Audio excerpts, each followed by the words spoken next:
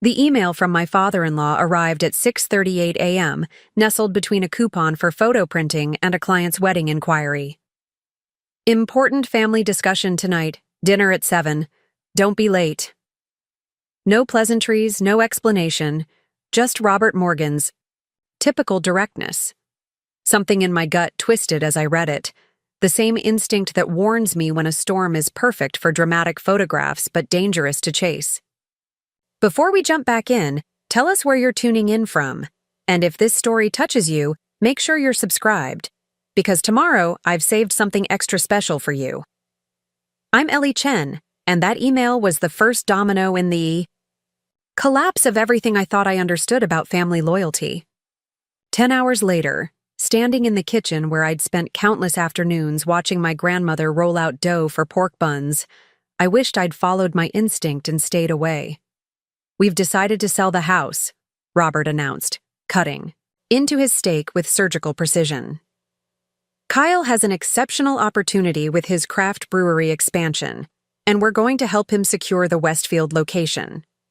The vintage serving spoon I'd been using to dish out green beans, the same one my grandmother had placed in my small hands when teaching me to serve guests properly, clattered against the ceramic dish. "Your what?" My voice sounded distant, to my own ears. Diana, my mother-in-law, quickly dabbed her lips with her napkin. "The Westfield property is perfect for Kyle's upscale brew concept. Prime foot traffic, existing bar infrastructure." "Mom, I've got this," Kyle interrupted, leaning back in his chair with that familiar self-satisfied smile. "We're talking artisanal small-batch brewing, food pairings from local chefs, exclusive tasting events.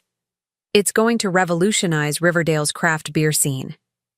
I held up my hand, unable to process anything beyond the first announcement. "You're selling my grandparents' house? This house? The one we're sitting in right now?" Mark, my husband, reached for my hand under the table. His palm was sweaty. He knew. He'd known before we arrived. "Ellie?"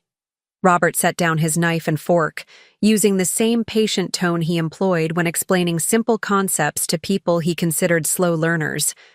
"This house has been in our family for decades." "My family," I corrected automatically.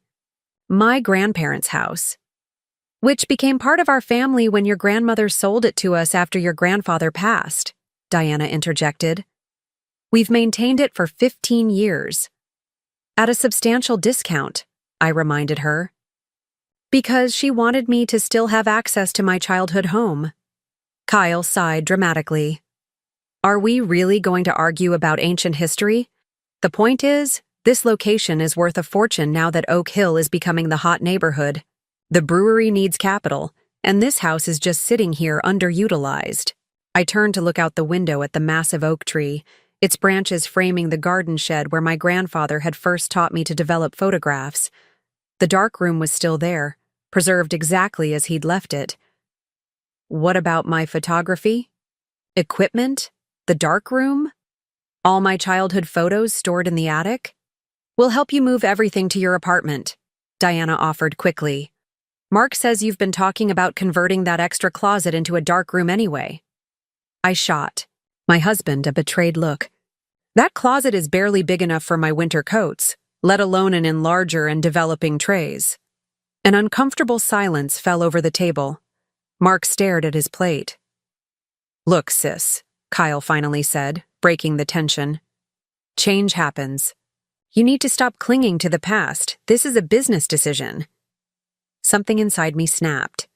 A business decision? This is the house where I learned to ride a bike on that driveway. Where I spent every Christmas morning opening presents in that living room. Where I cried for days after my parents' accident.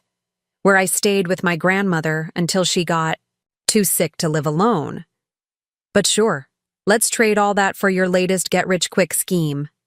"Ellie," Diana's voice carried a warning. "How much?" I demanded.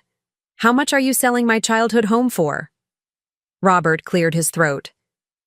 "The realtor suggests listing at $675,000. "I'll buy it," I said instantly. "I have savings. I can get a mortgage." "We've already accepted an offer," Robert said, his tone indicating the matter was closed. "The papers will be signed tomorrow."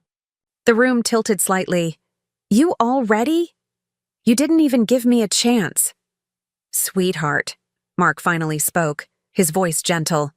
"We didn't think—" "No, you didn't think." I pushed back from the table. "Not about me, anyway. How convenient."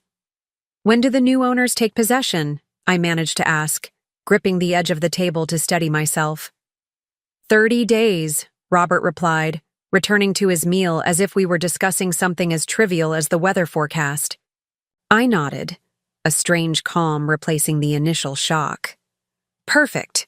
Just enough time to watch another piece of my heritage get sacrificed for Kyle's latest passion project.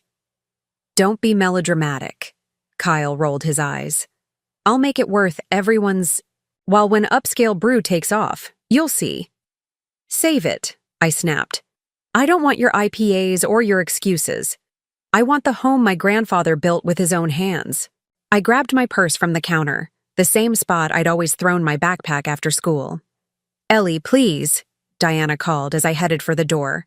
Don't leave like this.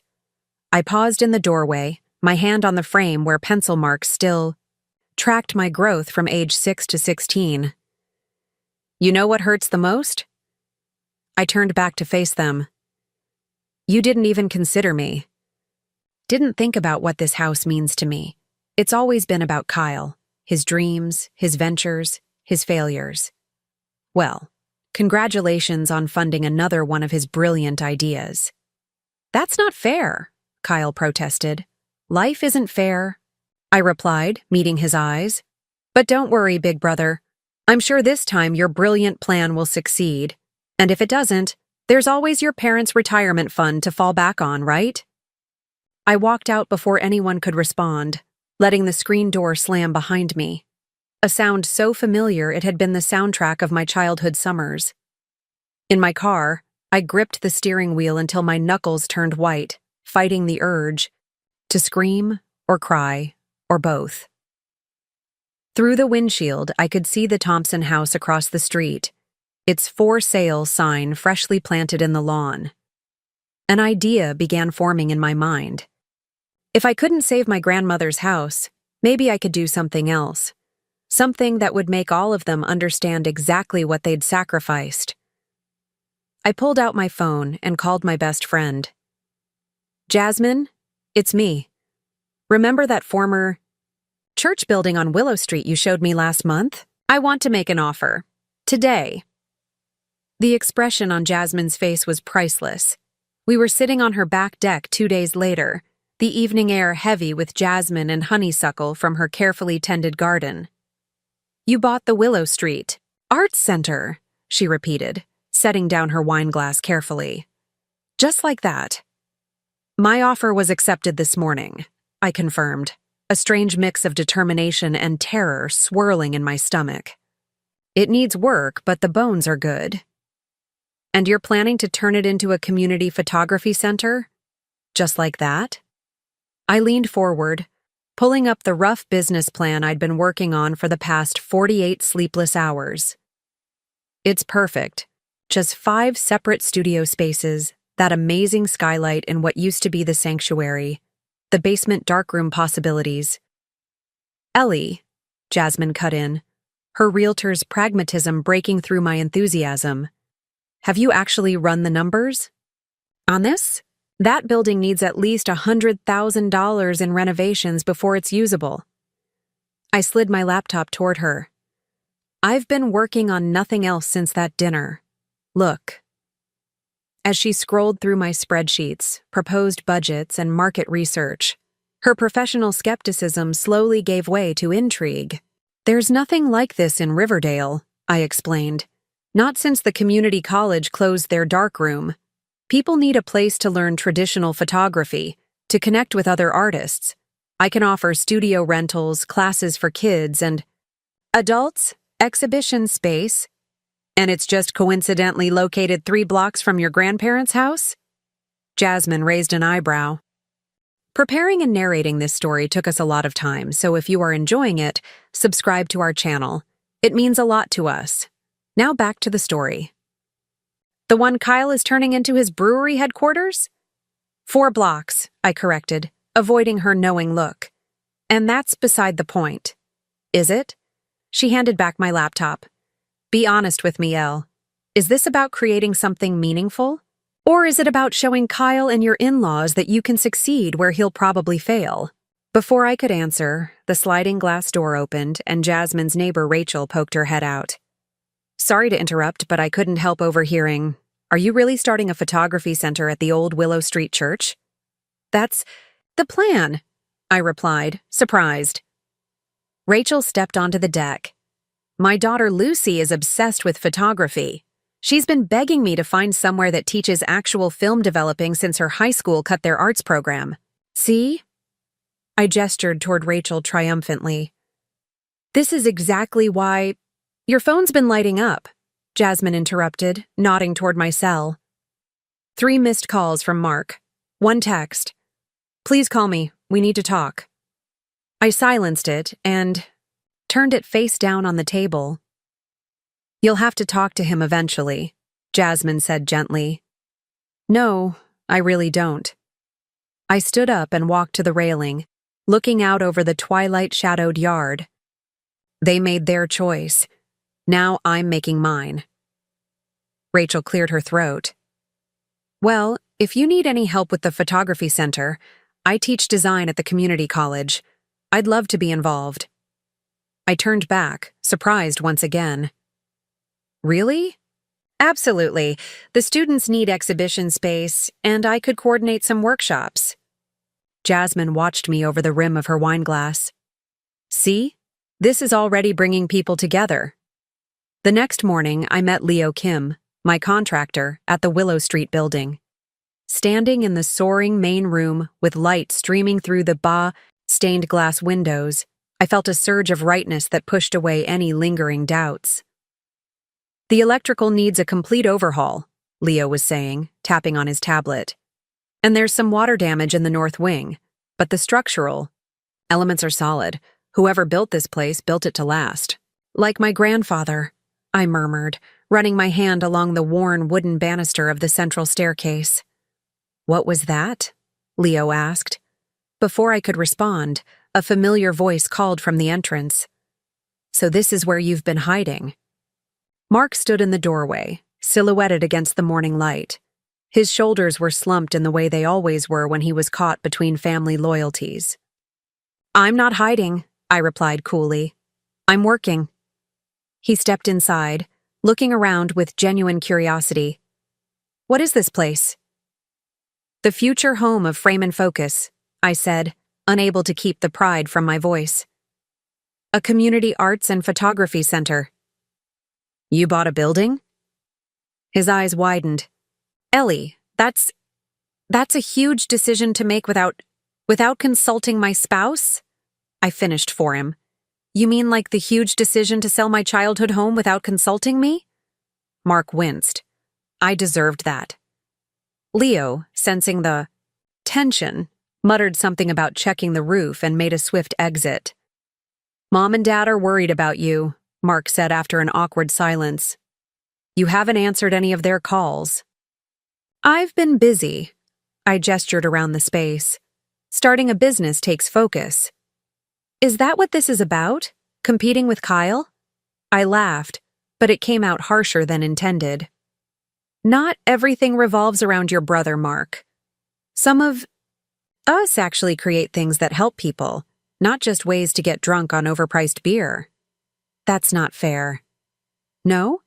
Then explain to me why your parents are willing to sell my grandparents' house, the house that contains the only darkroom where Edward Mitchell once developed his iconic Wilderness series to fund another one of Kyle's schemes. Mark ran a hand through his hair. It's not like that. Kyle has investors this time, real ones. Like the investors for that food truck venture last year, or the cryptocurrency opportunity that emptied his savings. Ellie, please. No. Mark. I took a deep breath. I've spent my entire relationship with your family being the practical one, the responsible one, while everyone bends over backward to support Kyle's dreams. Well, now I have a dream too. The difference is, Mine will actually help people, not just serve them alcohol. The hurt on his face made me regret my tone, if not my words. I just wish you had talked to me first, he said quietly. Like you. Talk to me about the house? I countered, but with less heat. He looked down. I should have told you earlier. I'm sorry. I wanted to stay angry. It was easier than feeling the pain, but the sincerity in his voice melted something in me. I need to do this, Mark, I said more gently. Not to compete with Kyle, but because this town needs it. Because I need it. He nodded slowly, looking around the space with new eyes. It's pretty amazing. The light in here is incredible. No! I smiled despite myself. Wait until you see the view from the roof. Before he could respond, my phone rang. The bank. I held up a finger and stepped away to take the call. When I returned, my face must have revealed the news because Mark asked immediately, "What's wrong?" "The loan," I said, my voice tight. "The bank wants more collateral than I can provide. They're concerned about the speculative nature of an arts center in this market." Mark hesitated for only a moment. "Use my software patents as collateral. They're valued at more than the loan amount." I stared at him, stunned. "Mark, those patents are your safety net. Your future. You're my future," he said simply. "And I believe in this. In you." I wanted to hug him, to accept this peace offering, but the wound was still too fresh. "Thank you," I said instead. "That means a lot." He nodded, understanding my hesitation. "I should go. Mom's hosting a dinner for potential brewery investors tonight." He paused at the door. "Will you come home later?" "I'm staying at Jasmine's for a few days," I replied. "I need some space to think." After he left, Leo returned with his assessment. Good news and bad news. The skylight can be restored, but it'll cost you. I looked up at the magnificent glass dome that would one day illuminate photographs and artists at work. "It's worth it," I said firmly. "Some things are too beautiful to lose." 3 weeks later, construction was well underway. I'd taken a leave of absence from my regular portrait photography business to focus on frame and focus. The loan had been approved with Mark's collateral, and we were slowly rebuilding our relationship, though I still couldn't bring myself to visit my grandparents' house, knowing it would soon belong to strangers. I was reviewing color samples for the studio walls when Jasmine burst in, waving her phone.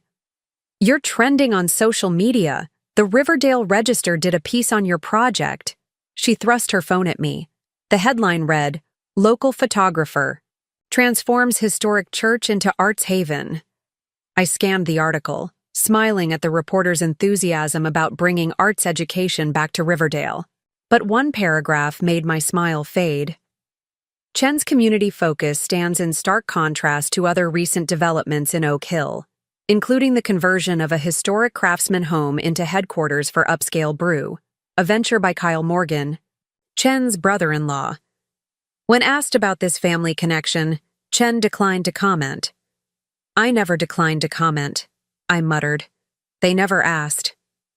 "That's not the point," Jasmine said. "Look at the comments."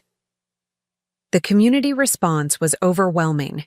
Parents eager for photography classes for their children, retired hobbyists looking for darkroom access, students seeking affordable studio space, and one comment that made my heart skip. As one of Edward Mitchell's former assistants, I'm thrilled to see his granddaughter carrying on his legacy of photography education. The town has missed this.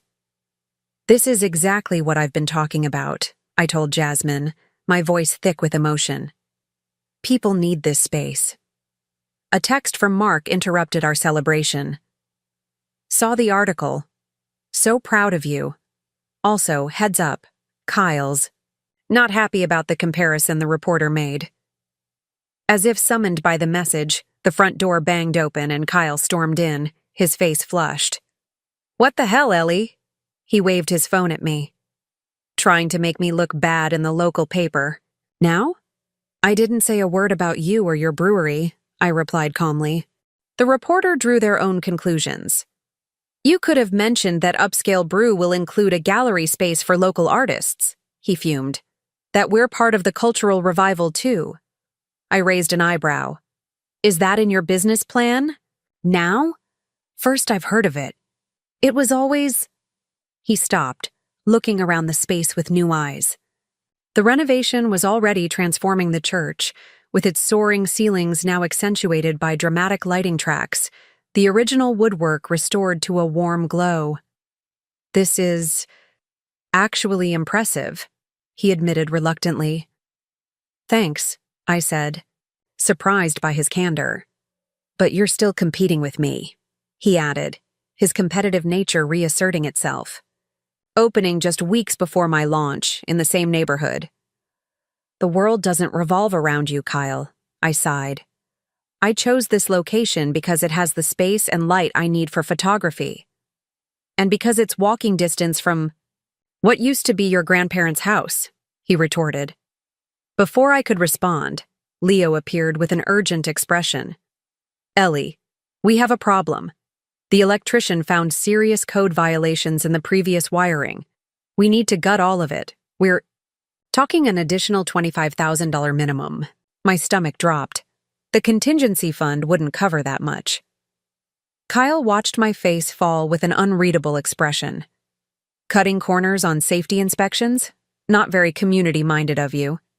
Get out, I said quietly. To my surprise, he didn't argue. At the door, he paused. You know, if you had just supported my brewery from the beginning, maybe Mom and Dad wouldn't have needed to sell the house. The accusation hit like a physical blow. After he left, Jasmine put her arm around my shoulders. He's just trying to get under your skin. Don't let him. What if he's right? I whispered. What if my constant criticism pushed them into making this decision? Stop, Jasmine said firmly. You've supported Kyle through countless failed ventures. You're allowed to have your own dream without apologizing for it. I nodded, but the seed of doubt had been planted.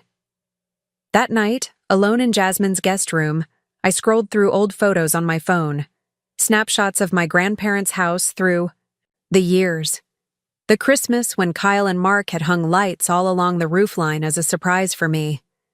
The summer we'd all repainted the porch together, ending in a paint fight that left more color on us than on the wood. My phone buzzed with a text from Diana. We miss you. The house misses you. I didn't respond, but I cried myself to sleep. The next morning, I arrived at Frame and Focus to find Victor Torres, my grandfather's former lawyer, waiting on the steps. Victor! I hurried forward to hug the man who'd been a fixture at my grandparents' dinner table for decades. What brings you here? Your passion project, he smiled, gesturing to the building. And some unfinished business from your grandfather. Inside, over coffee in what would soon be the cafe area, Victor placed a leather portfolio on the makeshift table. Edward asked me to give you this when the time was right. With everything happening with the house and this new venture of yours, it seems the time has come. I opened the portfolio with trembling fingers. Inside was a deed and a letter dated just weeks before my grandfather's death, nearly 16 years ago. My dearest Ellie, the letter began in my grandfather's distinctive handwriting. By the time you read this, the house will have been in the Morgan family's care for some time. What they don't know, what no one knows but Victor and myself, is that when I arranged the sale, I made you a silent co-owner. My coffee cup clattered against the table. What? Victor nodded. Edward knew how much that house meant to you. He arranged for 49% ownership to be placed in a trust for you, accessible when you turned 30 or when the house was to be sold, whichever came first. But I'm 32, I said, confusion mixing with the shock. Why didn't you tell me when I turned 30? The trust had a specific condition, that you not be told unless the house was in jeopardy. Edward didn't want to create family tension unnecessarily. Victor's eyes twinkled. Your grandfather was many things, but subtle wasn't one of them. I stared at the deed, trying to process the implications. So the sale to the new buyers cannot proceed without your signature, Victor confirmed. As a co-owner, you have right of first refusal. Emotions crashed through me. Vindication, shock, and a strange sense of my grandfather's presence, as if he'd reached across time to protect both me and his beloved home. Does this mean I can stop the sale entirely? Victor's expression grew serious. You could, legally speaking. But before you make any decisions, consider what that would mean for your family relationships. Some battles win the war but lose the peace, if you understand me. I nodded slowly, my mind racing with possibilities. I need to think. Of course. Victor gathered his papers. Edward always said you had not just his eye for photography, but his strategic mind as well. He'd be proud of what you're building. Here. After he left, I sat motionless, staring at the deed that changed everything. I'd been so focused on my pain, on creating something new from the ashes of what I'd lost, that I'd never considered I might be able to save my childhood home after all. But at what cost? The renovation of Frame and Focus had consumed most of my savings. Even with my ownership stake, I couldn't afford to buy out the Morgans' share of the house. And using this legal surprise as a weapon would only deepen the family wounds. My phone buzzed with a text from Leo. Electrical estimate confirmed. $30K, not $25K, need decision by tomorrow. I closed my eyes, feeling the weight of two dreams pulling me in opposite directions. My childhood home or my future vision. The past or the possibility. The sound of the front door opening made me look up. Mark stood there, holding a folder, and wearing an expression I couldn't quite read. Your contractor called me about the electrical issues, he said without preamble. I have a solution. He sat across from me and opened the folder, revealing financial projections and partnership agreements. I've been thinking about this ever since I saw what you're creating here, he continued. What if we combine resources? My software expertise, your artistic vision. We could expand the Frame and Focus concept to include digital media labs, virtual reality photography experiences, online education platforms. I stared at him. You want to be part of this? I want to be part of something that matters, he said, simply. And this matters, Ellie. To you, to the community, and to me. The sincerity in his eyes made my throat tighten. I slid the deed across the table to him. There's something you should know. I watched as confusion, shock, and finally understanding passed across his face as he read the document. You're co-owner of the house, he said, his voice hollow. All this time. I just found out this morning, I assured him. Victor brought the papers. Mark's expression was unreadable. So you could block the sale, stop the brewery headquarters. I could, I agreed quietly. But that's not what I want. What do you want, Ellie? The question hung between us, weighted with all that had happened in the past weeks. I took a deep breath. I want to stop fighting. I want to build something that honors my grandfather's legacy without destroying our family in the process. Mark reached across the table and took my hand. Then let's figure this out, together. That night, we invited Robert, Diana, and Kyle to meet us at Frame and Focus. The main room was illuminated by temporary construction lights, creating dramatic shadows across the partially renovated space. When they arrived, Diana immediately tried to hug me. I stiffened but didn't pull away. What's this about? Robert asked, looking around with grudging appreciation at the work in progress. I placed the deed on a makeshift table in the center of the room. Before we discuss anything else, you need to see this. As Robert read the document, his face paled. This isn't possible. It's not only possible, it's legally binding, Victor confirmed, stepping forward from where he'd been waiting in the shadows. Edward was quite thorough. Kyle snatched the paper from his father's hands, his eyes widening as he scanned it. You can't stop the sale now. We've already started brewery renovations. I'm not going to stop the sale, I said calmly, but I am going to negotiate new terms. I unrolled a set of architectural plans on the table. This is my proposal. The house remains in the family, with my ownership stake acknowledged. The main floor and grounds can become Kyle's brewery headquarters. It's an ideal location, I agree. But the second floor, with my grandfather's darkroom and studio, becomes an annex of Frame and Focus, dedicated to photography education for underserved youth. We create a collaborative space rather than competing businesses. The silence that followed was profound. You want us to coexist? In the same building? Kyle finally asked, his tone somewhere between disbelief and curiosity. We're family, I replied simply. Isn't that what we're supposed to do? Robert studied the plans with a critical eye. The zoning would allow for this mixed use? I've already checked, Victor confirmed. With the historic designation of the property, a combined arts and hospitality venue would actually qualify for additional tax incentives. What about your investors? Mark asked Kyle. Would they accept this arrangement? Kyle's expression shifted from resistant to calculating. A craft brewery with an integrated arts component would differentiate us in the market. We could host photography exhibits paired with beer releases, collaborative events. Exactly. I nodded. Frame and Focus gets its darkroom annex without the additional renovation costs.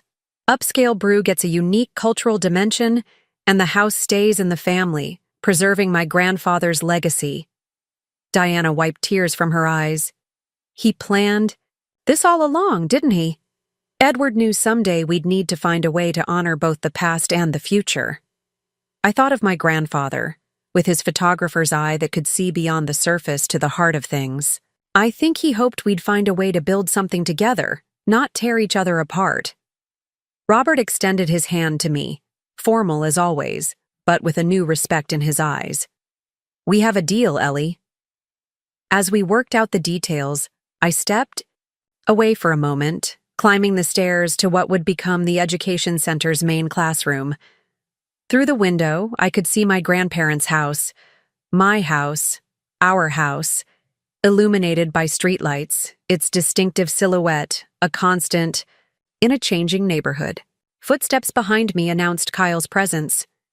You could have taken it all, he said quietly. Legal leverage, community support, the moral high ground. Why didn't you? I turned to face my brother-in-law, seeing beyond his usual bravado to the uncertainty beneath. Because winning isn't the same as succeeding, I replied. My grandfather understood that. He built things that lasted. That house, his photography legacy. I want to build something that lasts too. Kyle nodded slowly. I've been thinking about what you said, about helping people versus just serving them drinks. What if the brewery included a training program for at-risk youth? Brewing, hospitality, business skills? The sincere question surprised me. That would be remarkable, actually. I'm not just about get-rich-quick schemes, you know, he said, a hint of his old defensiveness returning. I want to create something meaningful, too. Then let's do it together, I offered. A joint program between Frame and Focus and Upscale Brew. Arts and business, creativity, and practicality. 6 months later, I stood on the porch of my grandparents' house, now transformed into a unique hybrid of brewery headquarters and photography education center. The grand opening celebration had brought together the entire community, with local media covering the innovative family partnership. Where the living room had once been, gleaming brewing tanks now caught the light from the original stained glass windows. Upstairs, my grandfather's darkroom had been carefully restored, expanded and modernized to serve both traditional and digital photography education. To new beginnings, Mark raised his glass, standing beside me as we watched students from our first youth program proudly showing their photographs in what had once been the dining room. And honored endings, I added, thinking of my grandfather. Diana approached, carrying a small wooden box. We found this in the attic during renovations. I think Edward would want you to have it now. Inside was my grandfather's first camera, along with a stack of never-developed film negatives. A note in his handwriting read simply, "For Ellie, when she's ready to see the world through her own lens and mine." As tears filled my eyes, I realized that sometimes losing what you thought you needed leads you to what you were meant to create all along. Not a battle over the past, but a bridge to the future. One built with the unexpected materials of compromise, creativity, and the foundations laid by those who came before us. The house remained standing, but transformed, like all of us, into something that honored its history while embracing new possibilities. And in that transformation, I found not just peace with my family, but a deeper understanding of my grandfather's most important lesson, that the most powerful images are those that tell the truth about both what was and what could be. The weekend after my meeting with Victor Torres was a blur of activity. Armed with the knowledge of my co-ownership of my childhood home, I had options I never thought possible. But making the right choice, one that would honor my grandfather's legacy without destroying what remained of my relationship with Mark's family, required careful thought. I spent Saturday morning in the half-renovated Frame and Focus building, sitting cross-legged on the floor beneath the magnificent skylight, surrounding myself with 3 distinct piles of documents: the legal papers from Victor, the electrical, repair estimates from Leo, and my original business plan. The morning light streamed through the stained glass fragments, casting kaleidoscope patterns across the weathered wooden floor, a visual reminder of how beauty can emerge from broken pieces. "This is quite the war room setup," Jasmine commented, arriving with coffee and bagels. She navigated carefully around my paper archipelago. "Have you slept at all?" "Sleep is for people whose in-laws haven't sold their family legacy out from under them," I replied, accepting the coffee gratefully.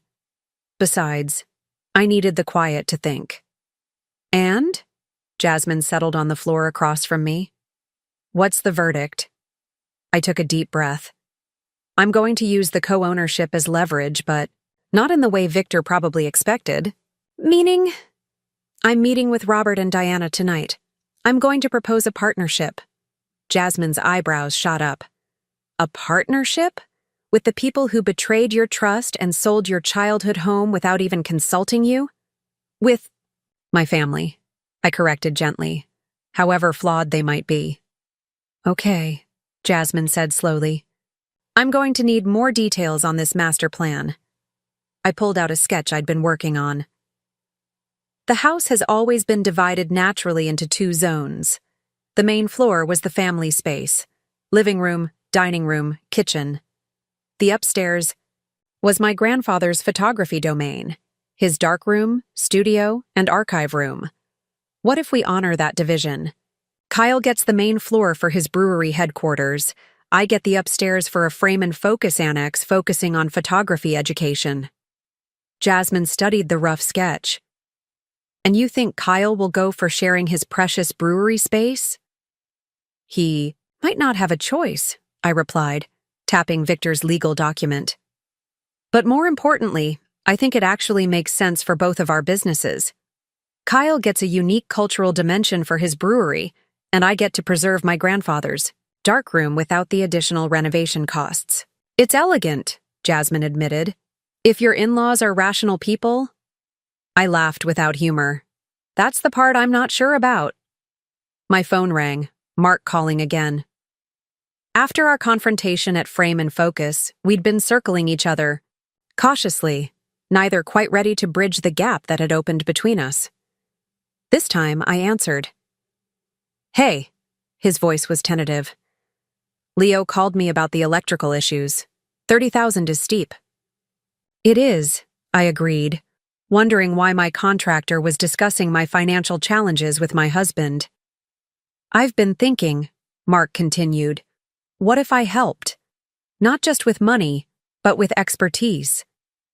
My software experience could add a digital component to your photography center. Virtual galleries, online education platforms. We could make Frame and Focus both traditional and cutting edge. The sincerity in his voice caught me by surprise. You want to be part of this? I do, he said simply. I should have supported you from the beginning. I'm sorry, Ellie. The apology loosened something tight in my chest. There's something you should know before we discuss this further. Can you meet me at Frame and Focus in an hour? After hanging up, I looked at Jasmine. Change of plans. I'm telling Mark about the co-ownership first. Probably wise, she nodded. He is your husband, after all. Mark arrived exactly on time, carrying a laptop and a folder of notes, always the prepared engineer. His expression when he saw me sitting among the scattered papers was a mixture of concern and determination. You look like you're planning a corporate takeover, he joked awkwardly. Something like that, I replied, patting the floor beside me. Sit. There's something you need to see. I handed him Victor's documents without preamble. The confusion on his face slowly transformed to shock as he read. Your grandfather made you co-owner of the house? He finally managed. All this time? I just found out yesterday, I assured him. Victor brought the paperwork. Mark stared at the legal language as if trying to find a loophole. So you can block the sale. Stop the brewery headquarters. I could, I agreed, but that's not what I want to do. What do you want, Ellie? The question carried the weight of everything that had happened between us. I showed him my sketch of the divided house. I want to create something that honors my grandfather without destroying our family in the process. A collaborative space, instead of competing businesses. Mark studied the drawing, his analytical mind clearly working through the implications. A craft brewery with an integrated arts component, shared resources, divided space, complementary purposes. He looked up, a new respect in his eyes. It's brilliant, actually. You think your parents and Kyle would see it that way? Mark ran a hand through his hair. Dad appreciates efficiency, and this plan has that. Kyle, he'll resist at first, but the uniqueness factor might appeal to him. When was the last time Kyle truly listened to me about anything? I challenged. Mark's silence was answer enough. That's why I need you with me on this, I continued. Not just for Frame and Focus, but for this conversation with your family. It can't be me versus them anymore. He reached for my hand, hesitant at first, then with growing confidence. So we approach them together, as a united front. As partners, I corrected, squeezing his hand, in business and in life. As we gathered our papers, Mark paused to look around the space. You know, my software background could really enhance what you're building here. Interactive photography, exhibits, AI-assisted editing tools, virtual reality photography experiences. For the first time in weeks, I saw genuine excitement in my husband's eyes. Not the forced enthusiasm he mustered for his brother's ventures, but real passion. I'd like that, I smiled, feeling a piece of our relationship click back into place. A merger of traditional and digital, past and future. We spent the afternoon refining our proposal, Mark's methodical planning complementing my creative vision. By evening, we had a comprehensive plan to present to the Morgans, one that honored both businesses while preserving my grandfather's legacy. Ready for this? Mark asked as we pulled into his parents' driveway. The house. My house, I reminded. Myself. Looked the same as always. The warm porch light welcoming despite everything that had happened. As ready as I'll ever be, I replied, gathering our presentation materials. Diana opened the door before we could knock, her expression a mixture of relief and wariness. Ellie, we weren't sure you'd come. We need to talk, I said simply. Robert was in the dining room reviewing paperwork with Kyle.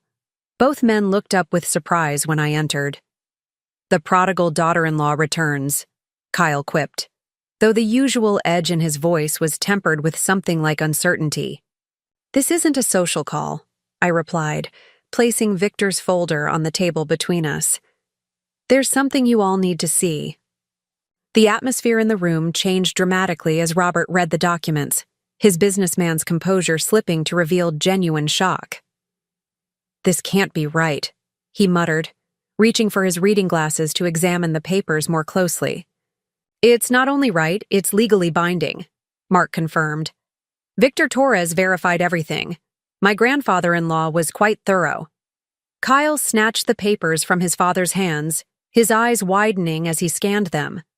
You've been co-owner all this time? And now you're going to block the sale? After we've already signed preliminary agreements? I could block it, I acknowledged calmly. But that's not why I'm here. I unrolled the architectural plans we'd prepared, positioning them on the dining room table, the very table where my grandmother had taught me to serve tea properly, where my grandfather had spread out his photographs for family critiques. This is our proposal. The house remains in the family, with my ownership stake acknowledged. The main floor can become Kyle's brewery headquarters as planned. But the second floor, with my grandfather's darkroom and studio, becomes an annex of frame and focus, dedicated to photography education. The silence that followed was deafening. Robert recovered first, his businesslike demeanor reasserting itself as he studied the plans with calculated interest. A shared space? How would that work practically? Mark stepped forward with the operational details we'd prepared. Separate entrances, divided utility costs, shared maintenance responsibilities. Kyle paced the length of the room, his expression cycling through disbelief, anger, and reluctant curiosity. So you want us to coexist? In the same building? After everything that's happened? We're family, I replied simply. Isn't that what families are supposed to do? Find a way forward. Together? This is unexpected, Diana said, her voice unsteady. We thought you hated us. I was angry, I corrected. I still am, to be honest. You sold my childhood home, the place where my grandfather created his most important work, without even considering how it would affect me. But hatred doesn't build anything worth having. Robert tapped the plans thoughtfully. The zoning would allow for this mixed-use arrangement? We've already checked, Mark confirmed. With the historic designation of the property, a combined arts and hospitality venue would actually qualify for additional tax incentives. I could almost see Robert's mind calculating the financial implications. And the brewery investors? Would they accept this modification? We all looked at Kyle, who had stopped pacing and was studying the plans with newfound interest. A craft brewery with an integrated arts component, it would differentiate us in the market. We could host photography exhibits paired with limited beer releases, collaborative events. Exactly, I nodded, feeling a flicker of hope. Frame and Focus gets its darkroom annex without additional renovation costs. Upscale Brew gets a unique, cultural dimension. And the house stays in the family, preserving my grandfather's legacy while moving into the future. Your grandfather planned this, didn't he? Diana said softly, understanding dawning in her eyes. He knew someday we'd need to find a way to honor both the past and the future. I thought of my grandfather, with his photographer's eye that could see beyond the surface to the essence of things. I think he hoped we'd find a way to build something together, not tear each other apart. Kyle's resistance was visibly crumbling. The upstairs would be completely separate. My brewery clients wouldn't have photography students wandering through. Separate entrances, separate operations, Mark confirmed, but with the option for collaborative events when it makes sense for both businesses. And my investors would love the historic aspect, Kyle mused, almost to himself. The artisanal narrative writes itself. Craft beer in a craftsman house with a legendary photographer's studio upstairs. Robert stood, extending his hand to me, formal as always, but with a new respect in his eyes. We have a deal, Ellie, subject to working out the details, of course. As Mark and Robert began discussing the legal frameworks needed, Kyle approached me tentatively. "Can I see the plans again?" I spread them out on the sideboard, and we stood side by side, studying the proposed layout. "You could have taken it all," he said quietly, a grudging admiration in his voice. "Legal leverage, community support, the moral high ground. Why didn't you?" The question surprised me with its sincerity. "Because winning isn't the same as succeeding," I replied after a moment. My grandfather understood that. He built things that lasted. This house, his photography legacy. I want to build something. That lasts too. Kyle nodded slowly. "I've been thinking about what you said at Frame and Focus, about helping people versus just serving them drinks. What if the brewery included a training program? Beer making, hospitality, business skills for at-risk youth?" The genuine suggestion caught me off guard. That would be remarkable, actually. "I'm not just about get-rich-quick schemes, you know," he said, a hint of his old defensiveness returning. "I want to create something meaningful, too." For perhaps the first time, I saw my brother-in-law not as the entitled golden child who always got his way, but as someone searching for purpose, same as me. "Then let's do it together," I offered. "A joint program between Frame and Focus and Upscale Brew. Arts and business, creativity and practicality." Something shifted between us then. Not friendship exactly, but a tentative respect.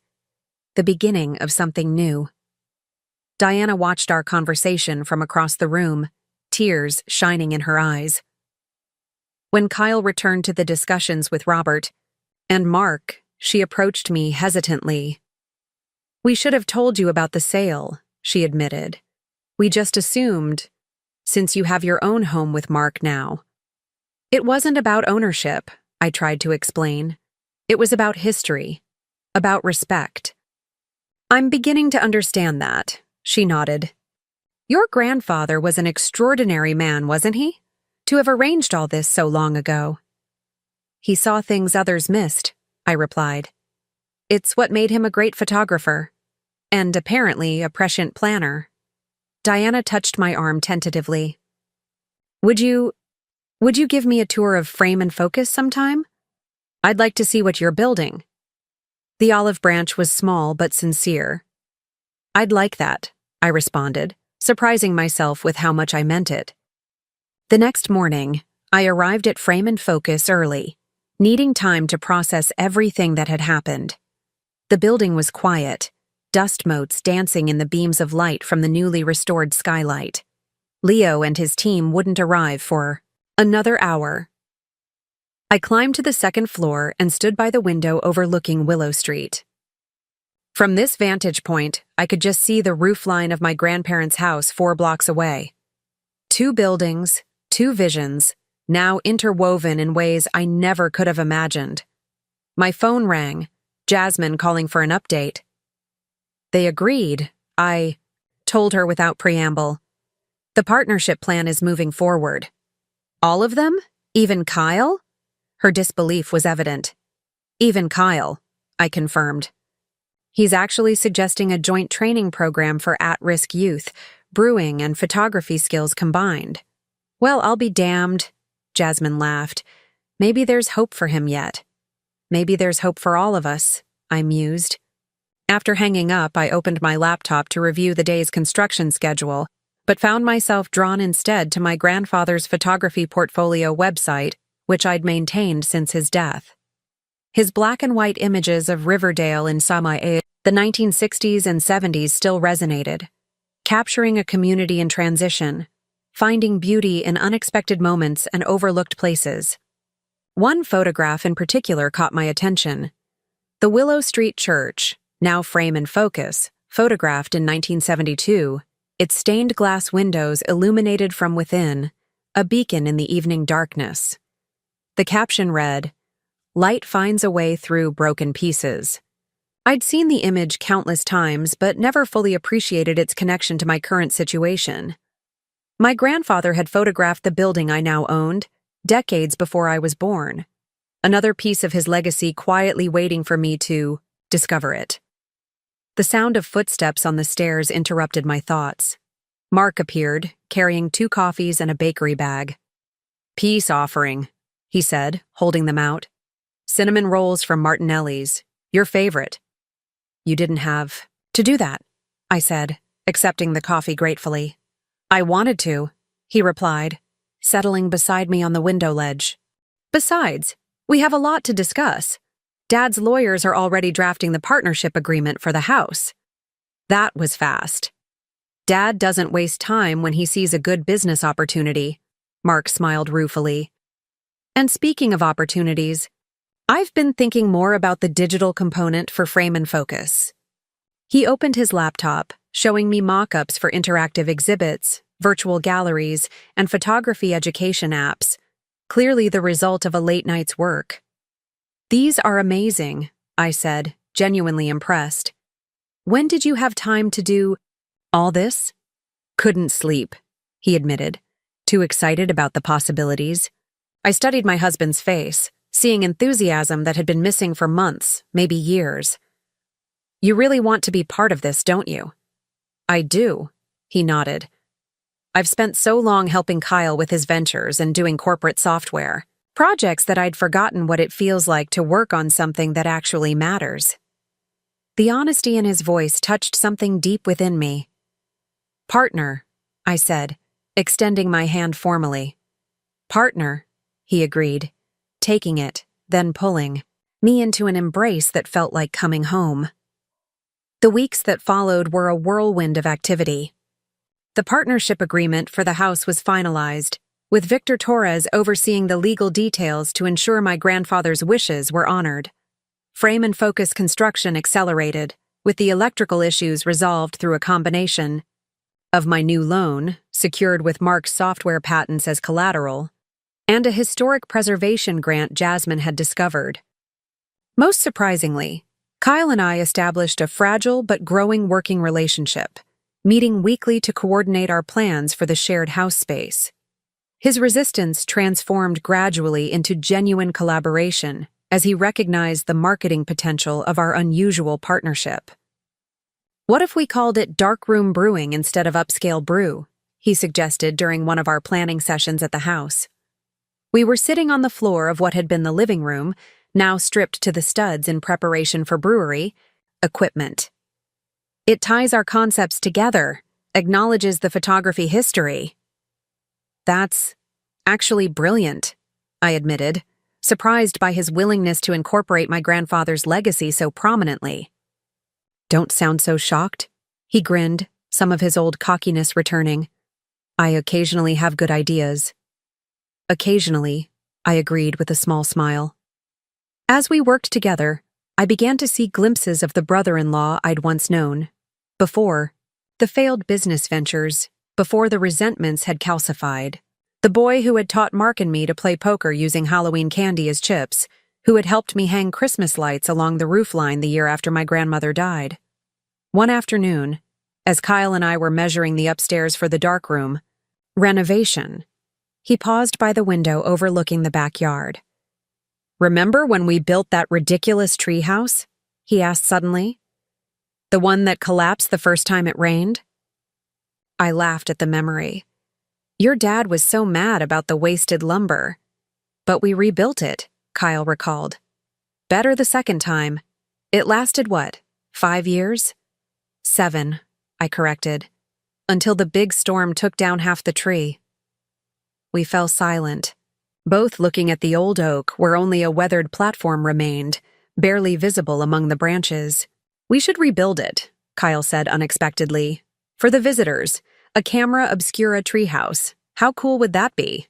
The suggestion, whimsical, impractical, but undeniably creative, caught me by surprise. "That would be amazing, actually." "See? Collaboration," Kyle nodded, pleased with himself. "It works." As October arrived, both projects progressed rapidly toward their target openings. Frame and Focus was nearly complete, with the main gallery space already hosting photography workshops while finishing touches were added to the classrooms and studios. At the house, the brewery equipment had been installed on the main floor, while out upstairs, my grandfather's darkroom had been carefully restored and expanded to accommodate small classes. The local media had picked up our unusual family business story, with the Riverdale Register running a feature titled From Family Feud to Fusion, Morgans and Chen Unite, Historic Properties for Arts and Hospitality Revival. The publicity brought unexpected attention from an organization called the Edward Mitchell Photography Foundation, a group I'd never heard of, dedicated to preserving the work and legacy of photographers from the mid-20th century. "Your grandfather's work is significant," explained Sophia Reeves, the foundation's director, as she toured Frame and Focus. "His documentation of small-town America during periods of social change has historical importance that's only now being fully recognized." "I've always known his work was special," I said, "but I never realized there was an entire foundation devoted to photographers like him." "We've been trying to locate his complete archives for years," Sophia continued. "Rumor has it he had an extensive collection of never-published negatives." The mention of archives sent a chill through me. The attic at the house, I haven't had a chance to fully go through everything with the renovations. That evening, Mark and I ventured into the attic of the Craftsman house, navigating carefully around construction materials. The space was dusty but largely untouched by the renovation work below, filled with carefully labeled boxes of my grandparents' belongings. "Over here," I called to Mark, spotting a row of metal filing cabinets tucked under the eaves. My grandfather's neat handwriting marked each drawer: Riverdale 1960-1965, Mountain Series 1968, City Portraits 1970s. With reverent hands, I opened the drawers, finding thousands of negatives and contact sheets, many of which I'd never seen before. At the back of the bottom drawer was a small wooden box with my name carved into its lid. Inside, I found a first edition Leica camera, my grandfather's first professional equipment, along with a stack of undeveloped film rolls and a sealed envelope. The note inside, written in my grandfather's distinctive hand, read, "My dearest Ellie, if you're reading this, you've found your way back to the heart of our shared passion. These negatives contain my final project, portraits of our town and its people at crossroads moments of decision, change, and growth. I never printed them, feeling the time wasn't right. Perhaps you will know when that time comes. The camera is yours now, to continue our family's way of seeing the world, finding the light in broken places, the beauty in transition. With all my love, grandfather." Tears blurred my vision as I held the camera that had captured so many moments of Riverdale's history and my own family's story. "We need to develop these," I whispered to Mark, "in the original darkroom before we open to the public." "Of course," he agreed, understanding the importance of this discovered treasure. "A private viewing, just family first." Family. The word carried new weight and meaning after everything we'd been through. The following Sunday evening, we gathered in my grandfather's restored darkroom: Mark, his parents, Kyle, Jasmine, and Victor Torres. The space had been meticulously recreated, down to the red safe light that cast its warm glow over the developing trays. With trembling hands, I processed my grandfather's final rolls of film, watching as images appeared like ghosts on the paper submerged in developer solution. The others remained respectfully quiet, witnessing a kind of magic that digital photography could never replicate. One by one, I hung the dripping prints on the line strung across the room. They were extraordinary, candid moments of transformation captured with my grandfather's unerring eye for emotional truth. A young couple receiving keys to their first home, an elderly shopkeeper closing his business after 50 years, a child taking her first steps in the town square. And there, in the middle of the series, was a photograph that made my breath catch: Robert and Diana, much younger, standing on the porch of the Craftsman house the day they purchased it from my grandmother. They looked nervous, but hopeful, Robert's arm protectively around Diana, who was visibly pregnant with Mark. I remember that day. Robert said softly, his usual businesslike facade cracking with emotion. Your grandmother was so kind to us, even though it must have been hard for her to sell after your grandfather died. She wanted the house to stay in the family, Diana added. She made us promise to keep it that way. I looked at the photograph again, seeing not just my in-laws, but a young couple embarking on their own journey, just as Mark and I had done, just as Kyle was attempting to do in his own way. She would be proud of what we're creating here, I said, surprising myself with how much I meant it. All of us together. The last print I developed stunned us all into silence. My grandfather had somehow captured an image of me as a child, sitting in his darkroom, watching with wonder as a photograph emerged in the developing tray. The perspective was impossible. He couldn't have taken the picture while also showing himself teaching me, until Victor explained. He rigged a remote timer, the lawyer said, examining the print. Edward was always experimenting with ways to be both photographer and subject, to document the act of seeing while also participating in the moment. The image captured exactly what we were doing now, honoring the past while creating something new, being both observers and participants in our shared story. As we stood surrounded by these newly discovered memories, I felt my grandfather's presence, not as a ghost, but as a foundation upon which we were all building something unexpected and meaningful. To Edward, Victor raised an imaginary glass, who saw further than any of us. And to new beginnings, Kyle added, uncharacteristically solemn. Built on honored endings, I finished. The official joint opening of Darkroom Brewing and the Frame and Focus Photography Annex was scheduled for the first weekend in November. As the day approached, both spaces transformed from construction sites to polished professional venues. Brewery equipment gleamed on the main floor of the Craftsman House, while upstairs, photography exhibitions lined the walls of what had once been bedrooms, the original darkroom serving as both functional space and historical exhibit. The night. Before the opening, I found myself alone in my grandfather's darkroom, running my fingers along the edge of the enlarger he'd used for decades. Through the window, I could see Frame and Focus illuminated against the evening sky, its restored stained glass glowing from within, just like in my grandfather's photograph from 1972. Full circle, I murmured to myself. In the best possible way, Mark's voice came from the doorway. He entered carrying a small wrapped package. Early opening gift. I wanted you to have it privately. Inside was a framed document, the original deed to the house, with my grandfather's and Victor's signatures, and a new addition, official partnership papers with all our names, Robert, Diana, Kyle, Mark, and mine, each signature representing a piece of the journey that had brought us here. I had it custom framed, Mark explained. The house's past and future together. I traced the signatures with my fingertip. Thank you for this and for standing with me through everything. Partners, he reminded me, echoing our promise from weeks ago, in all things.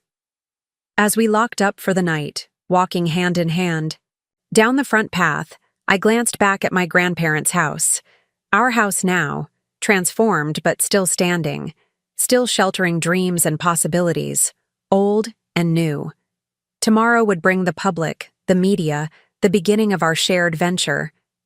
But tonight, in the quiet, I could almost hear my grandfather's voice in the creaking of the porch steps.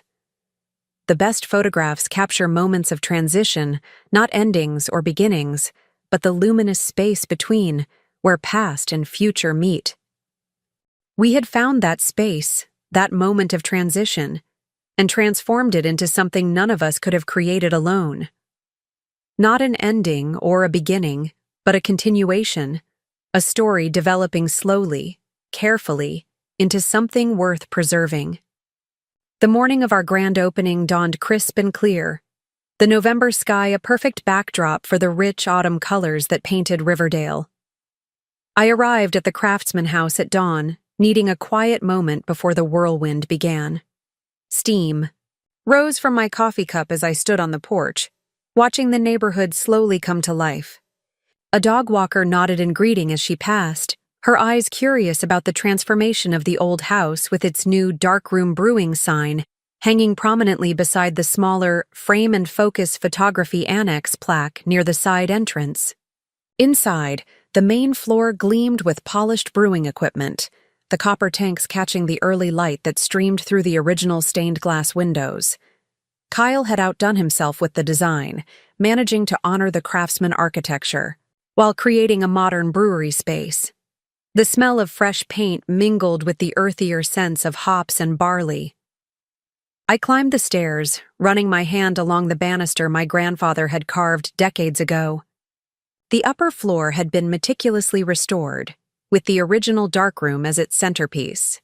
Around it, the former bedrooms had been converted into gallery spaces and small teaching studios, their walls now adorned with a selection of my grandfather's newly discovered photographs alongside work from local artists who would be teaching at the annex. My phone buzzed with a text from Mark. "Meeting the press liaison at Frame and Focus. Everything okay at the house?" I typed back quickly. "Perfect. Just soaking it all in before the chaos." His response came immediately.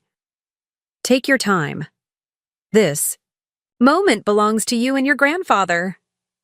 The understanding in those simple words brought unexpected tears to my eyes. Mark had transformed through this journey as much as I had, finding his own creative purpose in our shared vision, rather than continuing to exist in the shadow of his brother's ventures. My moment of reflection was interrupted by the sound of the front door opening. Kyle's voice called up the stairs. "Sis? You up there? We've got a situation." The urgency in his tone sent me rushing downstairs. Kyle stood in the entryway, his normally confident posture tense with worry. Behind him, two men in business suits looked impatient. "These gentlemen are from Riverview Investments," Kyle explained quickly. "Apparently, there's some confusion about our loan terms." The taller of the two men stepped forward, extending a folder. "Not confusion, Mr. Morgan. Clarification. The financing was approved based on your original business plan for a standalone brewery. The modified usage as a partial photography center represents a material change to the agreed terms." I felt a chill that had nothing to do with the November morning. "What exactly are you saying?" "I'm saying," the man continued, his tone professionally detached, "that unless the property returns to its originally proposed use, we'll need to recall the loan immediately." Kyle's face had drained of color. "That's not possible. We're opening today. The equipment is installed, inventory purchased, staff hired." "Perhaps you should have considered that before changing your business model without consulting your financiers," the second man commented coolly. I studied them, noting the expensive watches, the tailored suits, the calculated indifference. These weren't regular bank officers. "You're not actually from Riverview Investments, are you?" I asked. At least, not directly. The taller man's slight smile confirmed my suspicion. "We represent certain private investors who have significant influence with Riverview." "Brewhouse Collective," Kyle muttered, recognition dawning. "The regional chain that tried to buy my concept last year." "They prefer to see themselves as industry consolidators," the man corrected. "And they're very interested in this location. If you're unable to meet the loan terms, they'd be prepared to make a generous offer for the property and equipment." The predatory nature of the situation became clear. These weren't just businessmen enforcing contract terms. They were scouts for a corporate competitor trying to eliminate Kyle's independent brewery before it even opened, using the loan as leverage. "We need time to review our financing options," I said firmly. "Our lawyer will contact you tomorrow to discuss the appropriate interpretation of the loan agreement." The men exchanged glances. "The terms allow for 48 hours to remedy any material breach," the taller one acknowledged reluctantly. "But no more." After they left, Kyle slumped against the wall. "This is a disaster. They're going to force us into default, then swoop in and take everything." The equipment, the location, even the darkroom brewing name I just trademarked. They can't do that, I insisted, though uncertainty gnawed at me. The house is partly mine. They can't force a sale without my consent. Kyle ran his hands through his hair. The brewing equipment is separately financed. Even if they can't, take the house.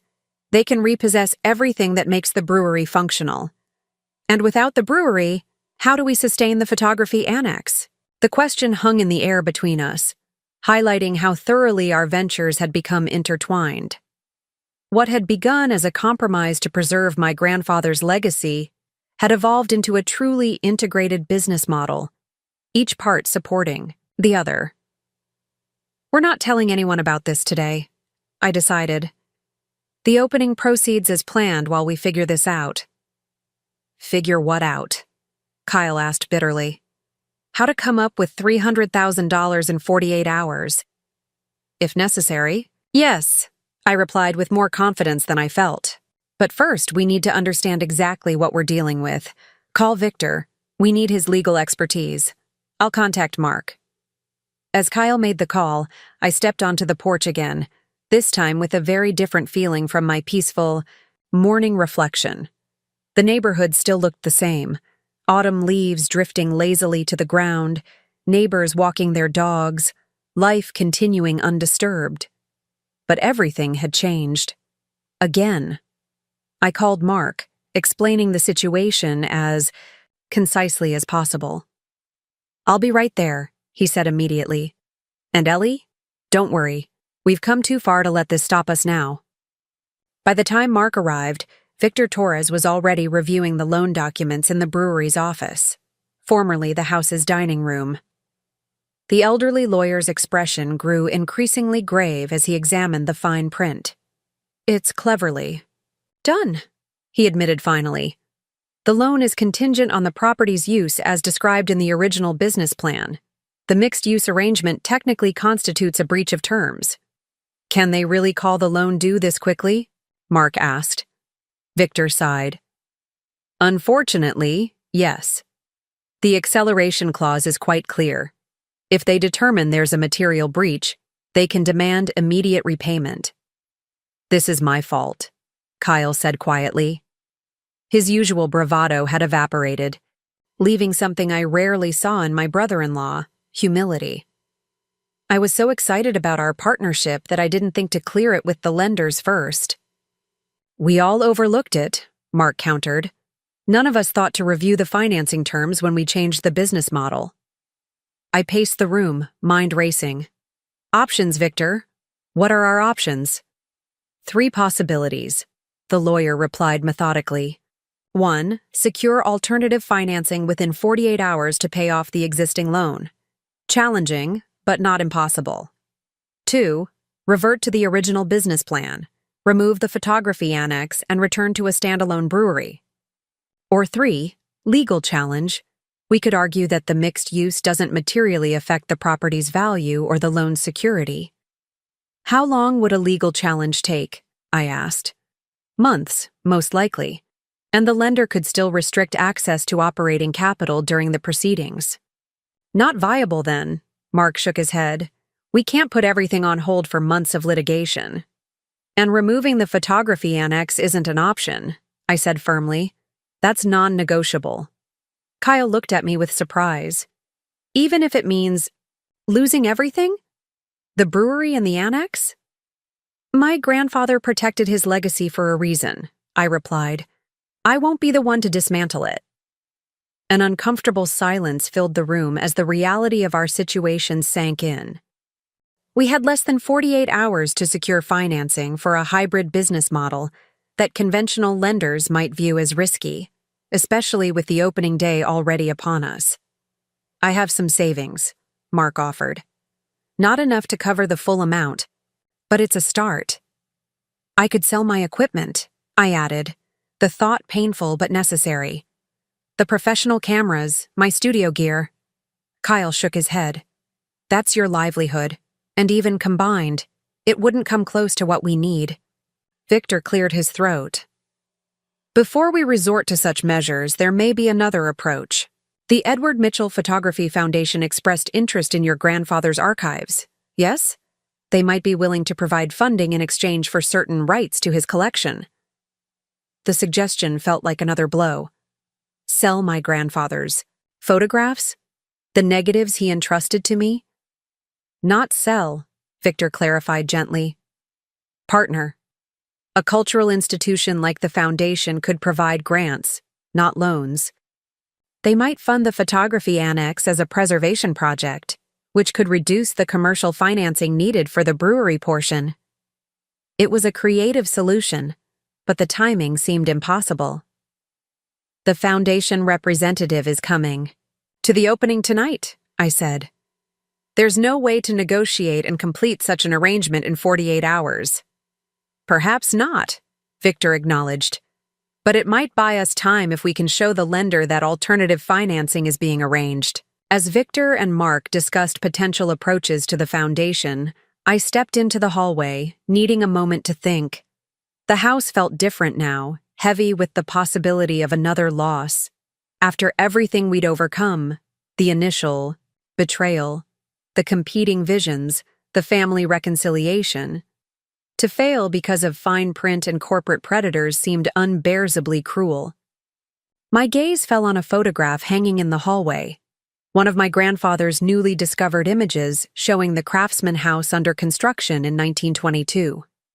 In the foreground stood a much younger version of my great-grandfather, surveying the half-built structure with determination despite the Great Depression looming on the horizon.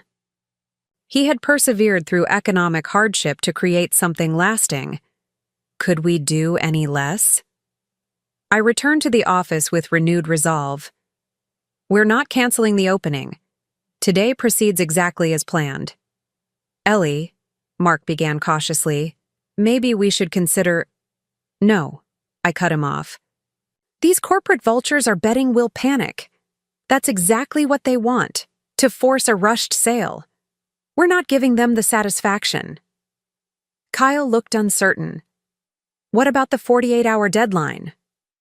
We use the opening to our advantage, I replied, a plan forming. The media will be here. Local officials, potential investors. If Darkroom Brewing and Frame and Focus make a strong enough impression tonight, we'll have leverage to negotiate. A risky strategy, Victor observed, though I noticed a glint of approval in his eyes. My grandfather was a risk-taker, I said, drawing strength from the memory of his photographs. He bet on this town when others were leaving. He bet on this house when resources were scarce. And apparently he bet on me long before any of us knew what would happen. For the first time since the investors had appeared, Kyle's familiar confidence resurfaced. I'm in. Let's show them what we've built. The rest of the day passed in a blur of final preparations. The staff arrived. Kyle's brewery team in custom. Denim aprons with the Darkroom Brewing logo. My photography instructors elegant in black. Caterers set up stations featuring food pairings designed to complement Kyle's craft beers. In the photography annex, the gallery lighting was adjusted to showcase my grandfather's work to best effect. Throughout it all, we maintained a united front, giving no hint of the crisis unfolding behind the scenes. When reporters arrived for preview tours, Kyle and I presented our integrated concept with genuine enthusiasm, emphasizing how the dual businesses reflected Riverdale's evolving character, honoring tradition while embracing innovation. By early evening, guests began to arrive. Local officials, community leaders, curious neighbors, and arts patrons filled both levels of the house. The boundary between brewery and photography annex blurred as visitors moved freely between spaces, exactly as we'd intended. Upstairs, photography enthusiasts marveled at my grandfather's historic darkroom and newly discovered works. Downstairs, beer lovers sampled Kyle's craft brews with appreciative murmurs. I was discussing one of my grandfather's photographs with an interested couple when Sophia Reeves from the Edward Mitchell Photography Foundation arrived. Her appraising gaze took in the transformed space, lingering on the careful preservation of original architectural details. Ms. Chen, she greeted me warmly. This is even more impressive than you described. The integration of historic preservation with contemporary function is masterful. Thank you, I replied, guiding her toward the dark room. There's something specific I wanted to show you. In the quiet sanctuary of the dark room, I revealed the collection of negatives and contact sheets we'd discovered in the attic. Sophia's professional composure gave way to genuine excitement as she examined the previously unknown works. This is extraordinary, she breathed, handling the materials with reverent care. An entirely undocumented series. And you developed some of them? Just a few, I confirmed. Enough to understand their significance. Her eyes met mine with keen interest. And what are your plans for this collection? The question I'd been waiting for. I took a deep breath. That's something I hope to discuss with you. The Foundation's mission aligns perfectly with what we're trying to create here. Before I could continue, the darkroom door opened and Diana slipped in, elegant in a navy dress that complemented the darkroom brewing colors. Sorry to interrupt, but the mayor's arrived. Kyle thought you'd want to be downstairs for the official welcome. Of course, I nodded, torn between diplomatic necessity and the crucial conversation with Sophia. Ms. Reeves, would you mind terribly continuing our discussion a bit later? Perhaps during the more formal part of the evening? Not at all, Sophia assured me. This collection isn't going anywhere, and neither am I. It's too important. Her words gave me hope as I followed Diana downstairs. The brewery was now filled to capacity, the atmosphere buzzing with conversation and laughter. Kyle stood near the main tanks, deep in discussion with the mayor and what appeared to be several potential investors. Mark found me near the bottom of the stairs, slipping an arm around my waist. How's it going with the Foundation? Promising, I whispered back. She's definitely interested in the archives. Good, because we may have another option emerging. See the man with Kyle and the mayor? That's Thomas Harrington from Riverdale Heritage Trust. They provide low-interest loans for historic property revitalization. Robert's been working him all evening. I glanced at my father-in-law, who stood nearby, his usual reserved demeanor, replaced by animated conversation as he described the historic significance of the house to an attentive group of listeners. Your father's helping? I asked, surprised. He called in every business connection he has in town, Mark confirmed. Said no corporate raiders were going to undermine his family's venture. The unexpected solidarity warmed something in me. Perhaps our shared crisis had finally cemented the fragile trust we'd been rebuilding. The mayor tapped a glass for attention, and the room gradually quieted. Ladies and gentlemen, it's my pleasure to officially welcome Darkroom Brewing and the Frame and Focus Photography Annex to Riverdale's vibrant small business community. Polite applause filled the room as Kyle and I moved to stand beside the mayor. What makes this enterprise special, the mayor continued, is how it honors our town's past while creating something new for its future. The collaborative vision of Kyle Morgan and his sister-in-law, Ellie Chen, represents the best of Riverdale's entrepreneurial spirit.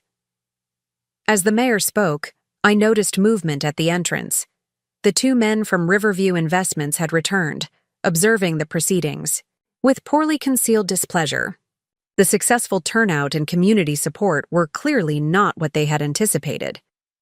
Kyle noticed them too, a flash of anxiety crossing his face before he masterfully redirected his attention to the mayor's introduction. When it was his turn to speak, he stepped forward with confident ease. Thank you, Mayor Wilson. When I first envisioned Darkroom Brewing, I saw it simply as a craft brewery. Something Riverdale needed, to be sure, but ultimately just another business venture. He paused, gesturing around the crowded room. What you see today is so much more, the result of true collaboration and a deeper understanding of what makes a place meaningful.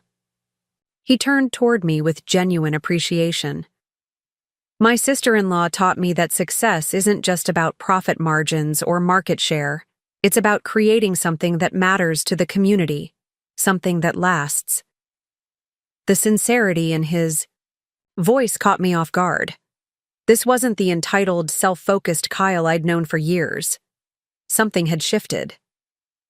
Darkroom Brewing and Frame and Focus aren't just businesses sharing a historic building, he continued. They're two halves of a vision for what Riverdale can be. A place that values its artistic heritage and cultural innovation equally. As applause rose again, Kyle gestured for me to join him. When I stepped forward, he surprised me by handing over the microphone. The real visionary behind this partnership, he said simply. Standing before the crowd, neighbors, community leaders, potential investors, and yes, even the men who threatened everything we'd built, I felt a strange calm descend. This house had witnessed nearly a century of Riverdale's history. It had survived economic downturns, changing ownership, and family conflicts. It would survive this challenge too. My grandfather, Edward Mitchell, used to say that a photograph isn't just a record of what was, but a possibility of what could be, I began.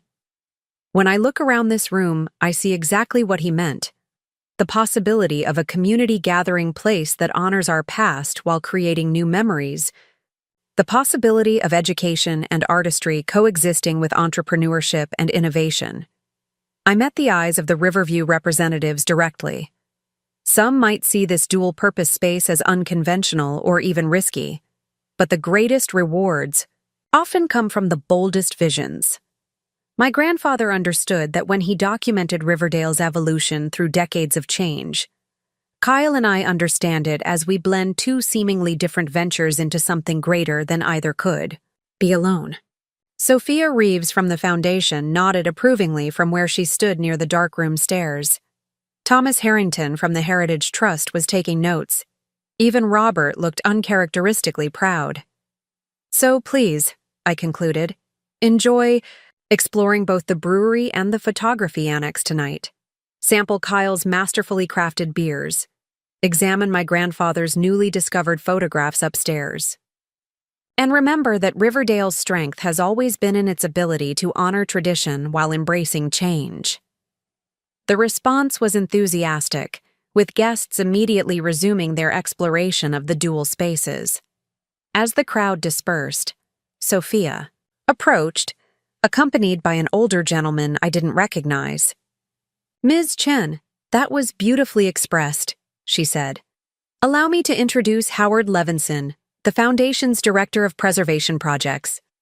The distinguished man shook my hand warmly. Your grandfather's work was instrumental in my own early photography career.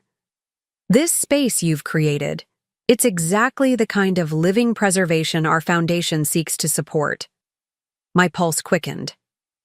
We're very interested in discussing possible collaboration with the foundation. As are we, Howard confirmed. In fact, we'd like to propose something rather significant. The foundation has been seeking a satellite location for educational programming. Your dual-use model here, with working darkroom facilities and gallery space, presents an intriguing opportunity. Sophia continued seamlessly. We're prepared to offer substantial grant funding for the photography annex portion of your venture, in exchange for educational access to the facilities and shared curatorial oversight of your grandfather's archives. The proposal was better than anything I could have hoped for. Not just temporary funding to address our immediate crisis, but a sustainable partnership that would ensure the photography annex's long-term viability. That sounds extremely promising, I replied, struggling to maintain professional composure when I wanted to hug them both.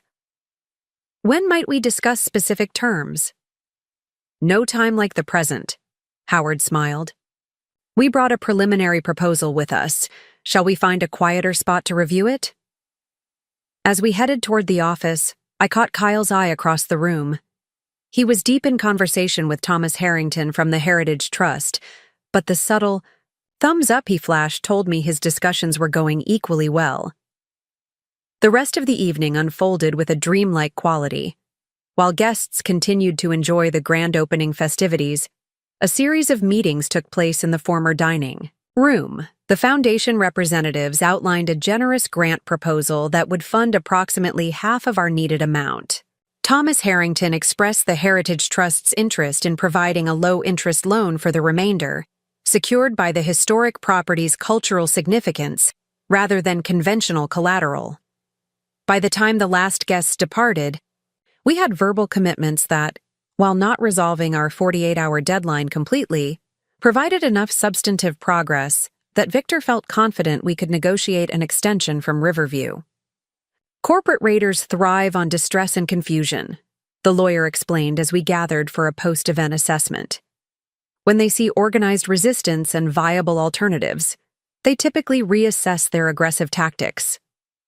Kyle, unusually, subdued despite the evening's success, studied the preliminary agreements. So we're really doing this? Creating a partnership with a National Photography Foundation and a heritage preservation group?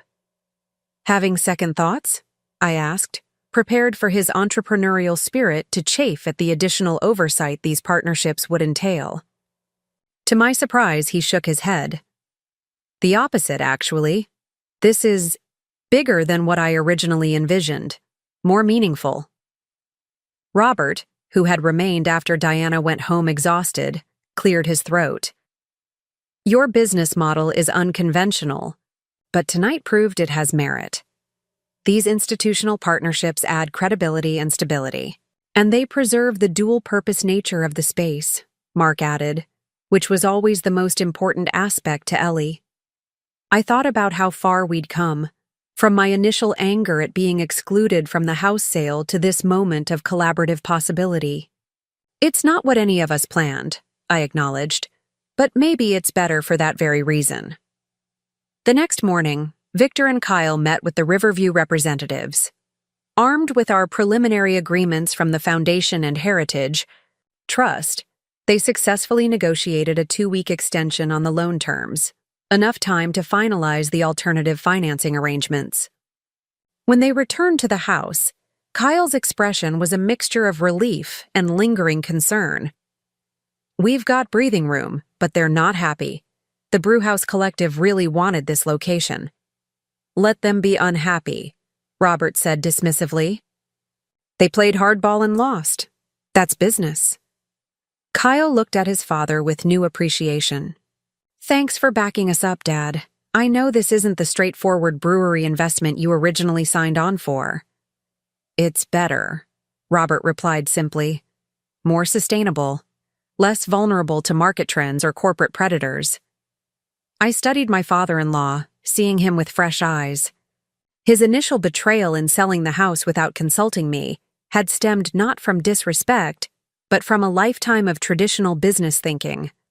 The past months had expanded his perspective as much as they had Kyle's. We should celebrate. Properly, I suggested, feeling the tension of the past 24 hours finally easing. Family dinner tonight? At the apartment, not here. I think we all need a break from this place, just for one evening. The agreement was unanimous. As everyone dispersed to handle various follow-up tasks from the opening, I found myself alone, in the dark room once more. The red safe light cast its warm glow over the developing trays, empty now, but ready for the photography classes scheduled to begin the following week. On the wall hung the photograph of my grandfather teaching me to develop my first print, the impossible image he'd created using a remote timer. Looking at it now, I understood something I hadn't fully grasped before. Photography wasn't just about preserving moments, it was about creating them. About seeing possibilities where others saw only what existed in the present. My grandfather had seen the possibility of family conflict over the house decades before it happened. He'd created a legal safety net to ensure his legacy would continue. But more importantly, he'd taught me to see beyond the surface of things, a skill that had ultimately allowed us to transform a painful betrayal into something unexpectedly meaningful. I touched the photograph gently. We did it, I whispered to his memory. Not exactly as you planned, perhaps, but we found a way forward together. Outside the darkroom window, autumn leaves drifted from the old oak tree in the backyard. The weathered platform of the long-ago treehouse was just visible among the branches, a reminder of Kyle's unexpected suggestion that we rebuild it as a camera obscura, another possibility waiting to be realized. Sometimes losing what you thought you needed leads you to discover what you were meant to create all along. My grandfather had understood that truth through his camera lens. Now, I understood it through the viewfinder of my own experience, a family portrait, imperfect but authentic, developing slowly in the careful balance of light and shadow. 3 weeks after the grand opening, both businesses were finding their rhythm. Darkroom Brewing had developed a loyal local following, with weekend evenings bringing a steady stream of customers eager to sample Kyle's craft beers in the unique historic setting. Upstairs, the Frame and Focus Photography Annex had launched its first series of workshops, teaching everything from darkroom fundamentals to digital editing techniques. The Edward Mitchell Photography Foundation's partnership had brought not just financial stability, but also professional credibility, attracting serious photography enthusiasts from throughout the region. I was in the middle of teaching a film development class to a group of high school students when my phone began vibrating insistently in my pocket. Stepping aside while the students practiced loading film onto developing reels, I checked the screen. 5 missed calls from Mark and a text that simply read, "Emergency at Frame and Focus. Come now." "I'm sorry," I told the class, my heart suddenly racing. "I need to step out for an emergency. Please continue practicing with the reels, and I'll be back as soon as possible." I hurried down the back stairs and out to my car, dialing Mark as I went. No answer. The 4-block drive to Frame and Focus felt interminable, my mind conjuring increasingly dire scenarios. Fire? Flood? Another financial crisis? When I pulled up, my stomach dropped. 3 fire trucks were parked outside the building, lights flashing. Firefighters moved in and out of the main entrance, and a small crowd of onlookers had gathered across the street. I spotted Mark standing near one of the trucks, talking intently with a fire captain. His face was ashen, his usually neat hair disheveled as if he'd been repeatedly running his hands through it. "What happened?" I demanded, rushing to his side. "Electrical fire," he replied, his voice tight. "Started in the walls of the north wing near the main gallery." The fire captain nodded grimly. "We've contained it, but there's significant damage to the electrical system and structural elements in that section of the building. Water damage, too, from the suppression efforts." "How bad?" I asked, dreading the answer. "Bad enough," the captain replied honestly. "That portion of the building isn't safe to occupy until repairs are made. The rest of the structure appears stable, though everything will need inspection." Mark put his arm around my shoulders. "The good news is nobody was hurt. Leo and 2 of his workers were the only ones in the building when it started, and they got out immediately." As if summoned by his name, Leo appeared from around one of the fire trucks. The contractor looked exhausted, his face smudged with soot. "Ellie, I'm so sorry. We were finishing the classroom renovations when the alarms went off. Smoke was already pouring from the walls." "Do we know what caused it?" I asked. The fire captain consulted his clipboard. "Preliminary assessment suggests faulty wiring interacting with the older knob and tube system in that section of the building. We'll know more after the fire inspector's full report." "Faulty wiring?" I repeated, a cold feeling spreading through my chest. "But we just had everything completely rewired. That's what the $30,000 electrical upgrade was for." Leo shook his head, clearly troubled. "That's what I don't understand. We replaced everything in that section, used a licensed electrical contractor, pulled all the proper permits." "We'll need to see all the permits and contractor information," the captain said. "The inspector will want to review everything." As the firefighters began clearing their equipment, we were finally allowed to enter the building to assess the damage. The acrid smell of smoke and wet ash hit me as soon as we stepped inside. The beautiful skylight still illuminated the central hall, but rays of sunlight now revealed dancing dust particles and lingering smoke. The north wing, which housed our main exhibition gallery and one classroom, was devastated. Charred wall, Studs were exposed where firefighters had torn away drywall to access the flames. The hardwood floors were warped from water damage, and everything reeked of smoke. "The photographs," I whispered, hurrying toward the gallery. Mark caught my arm. "The fire department already checked. Most of the exhibition pieces were affected by smoke, but the damage is minimal. They've been removed for conservation." I nodded, relieved that at least my grandfather's works and those of our local artists hadn't been destroyed. Still, seeing the ruined space, which just that morning had been filled with light and creativity, felt like a physical blow. "How long?" I asked Leo, who was examining the exposed wiring with growing concern. "To repair everything properly?" He shook his head. 2 months minimum, and that's assuming the insurance comes through quickly." 2 months? The time frame seemed impossible. "We have classes scheduled, exhibitions planned. The foundation is sending their education director next week to finalize the satellite program details. I'll call Victor," Mark said, already pulling out his phone. "He can help navigate the insurance process, maybe get things expedited." As Mark stepped away to make the call, Leo pulled me aside, his expression grave. "Ellie, something's not right here. The wiring that failed, it's not what we installed." "What do you mean?" He pointed to a section of charred electrical cable exposed in the wall. "See this? It's aluminum wiring, much older than what we put in, which was all copper. And these junction boxes aren't up to code. None of this matches our work." I stared at the evidence, struggling to make sense of it. "You're saying someone tampered with the electrical system after your work was completed?" "I can't think of any other explanation," Leo replied. "We should wait for the fire inspector's report, but—" He trailed off, clearly uncomfortable with the implications. "But what, Leo?" "The timing is suspicious. Right after you secured the partnerships that saved both businesses. Right when everything was going well."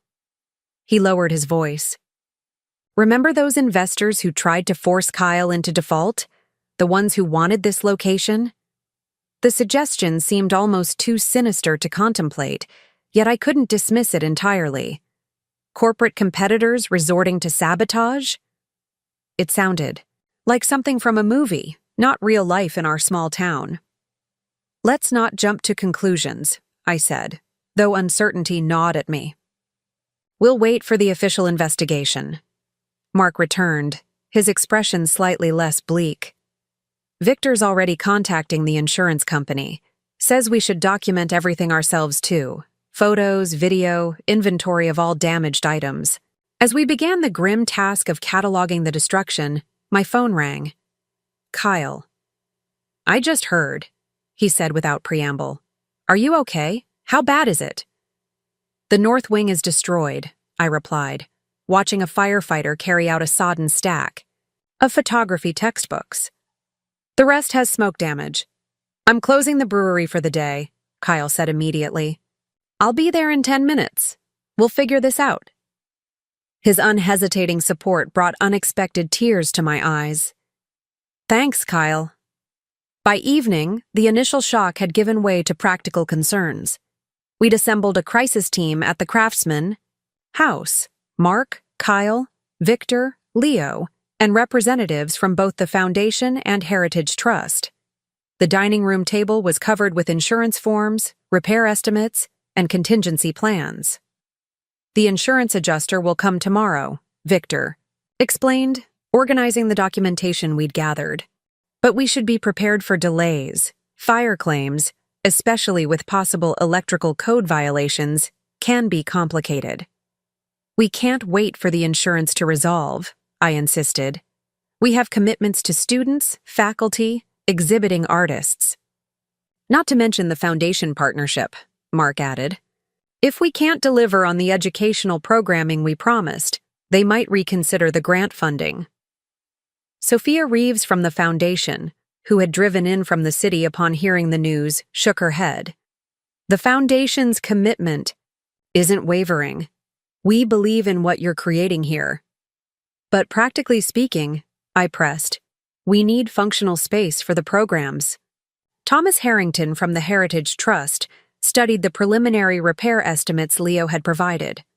The trust can expedite the emergency loan process for historically significant properties. It won't cover everything, but it could get repairs. Started while the insurance claim processes. And what about temporary space? Kyle interjected. Could some of the photography classes be held here in the meantime? We could rearrange the brewery schedule to accommodate morning workshops before we open to the public.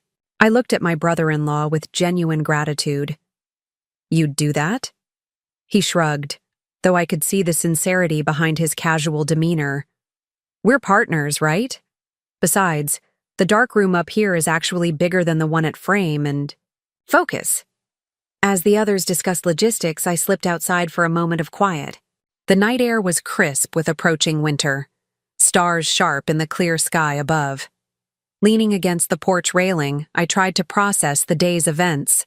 The fire felt like a cruel twist of fate. Just when everything was finally coming together, just when the family conflicts had begun to heal. The porch door opened behind me, and Diana stepped out, carrying 2 mugs of tea. "Thought you might need this," she said, handing me one. "It's the chamomile your grandmother used to make." The familiar scent brought a rush of memories. Sitting in this very kitchen after school, my grandmother steeping tea while I told her about my day.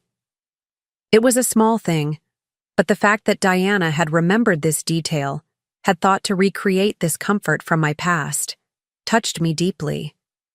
"Thank you," I said, wrapping my cold hands around the warm mug. Diana leaned against the railing beside me. "When your grandfather first built the darkroom upstairs, there was a small fire," she said unexpectedly. "Did you know that?" I shook, my head surprised. "It was before my time, of course, but your grandmother told me the story when we first bought the house. Apparently, he was experimenting with some new chemical process and something went wrong. They caught it quickly, but he was devastated, convinced he'd destroyed her grandfather's house." "What did she do?" I asked, drawn into this piece of family history I'd never heard. Diana smiled faintly. According to her, she told him, "Wood burns. Dreams don't. We'll rebuild the room, and you'll take even better photographs in it." And they did, together. The parallel to our current situation wasn't lost on me. "Is that why you're telling me this?" "Partly," Diana admitted, "but also because I've been thinking about legacy lately. How it's not just about buildings or photographs or even businesses. It's about the spirit that created them. Your grandfather's spirit clearly lives on in you. The determination, the creativity, the ability to see possibilities where others see only problems." Her words warmed me more than the tea. Coming from Diana, who had once seemed to value Kyle's entrepreneurial drive above all else, this recognition felt significant. "We'll rebuild," I said, echoing my grandmother's words. "And it will be even better than before." Diana touched my arm gently. "Of course you will. And we'll help, all of us. That's what family does." Inside, the planning continued late into the night. By morning, we had a workable strategy. Emergency. Repairs would begin immediately, funded by the Heritage Trust loan. Photography classes would temporarily relocate to the darkroom annex at the Craftsman House, with Kyle rearranging the brewery's operations to accommodate them. The foundation would delay the formal launch of their satellite program, but proceed with planning and preparation. What we didn't have was clarity on what had caused the fire. Leo remained convinced that someone had tampered with the electrical system, while the others cautioned against making accusations without evidence. The fire inspector's investigation would take at least a week, leaving us in uncomfortable uncertainty. 3 days later, I was teaching a relocated photography class in my grandfather's darkroom when Kyle burst in, forgetting to knock. A serious breach of darkroom etiquette that could have ruined exposed prints. Sorry, he said, realizing his mistake as several students protectively hunched over their developing trays. "But Ellie, you need to see this. Now." Something in his urgent tone made me follow him immediately, instructing the students to continue with their print development. We hurried downstairs to the brewery office, where Mark was already waiting with Leo and a man I didn't recognize. "This is Dave Mercer," Kyle introduced the stranger. "Head of security at Riverdale Commerce Bank. He has something you need to see." Dave nodded grimly. "Ms. Chen, we've been reviewing security footage at the bank's request. One of our cameras covers the side entrance of the Frame and Focus building due to its proximity to our night deposit box." He opened a laptop and played a video clip. The timestamp showed 2:14 a.m., 3 nights before the fire. A figure in dark clothing approached the Frame and Focus side entrance, looked around furtively, then used what appeared to be a key to enter the building. "That entrance should have been secured," I said, alarmed. "Who would have a key besides staff?" "Keep watching," Kyle said tightly. 27 minutes later, the same figure exited, carrying what looked like a tool bag. The person's face remained obscured by a hood, but something about their build and movements seemed vaguely familiar. "Can you enhance this at all?" Mark asked. "Get a clearer image of their face?" Dave shook his head. "This is as good as it gets with our equipment, but there's one more thing you should see." He forwarded to another clip, time-stamped 1:58 a.m., the night before the fire. The same hooded figure, the same key entry, the same deliberate movements. "They came back," Leo said, his earlier suspicions clearly confirmed. "Twice. First to scope out the electrical system, then to sabotage it." "We've shared this with the fire inspector and police," Dave explained. "They're treating the fire as suspicious now." I stared at the frozen image on the screen, trying to process the implications. Someone had deliberately set the conditions for the fire. Someone with access to a key. "How many keys are there to that door?" Mark asked. "6 that I know of," I replied, mentally cataloging. "Mine, yours, Leo's, Rachel's, since she coordinates the classes, and 2 spares, one in the office and one with the night cleaning service. All accounted for?" Kyle pressed.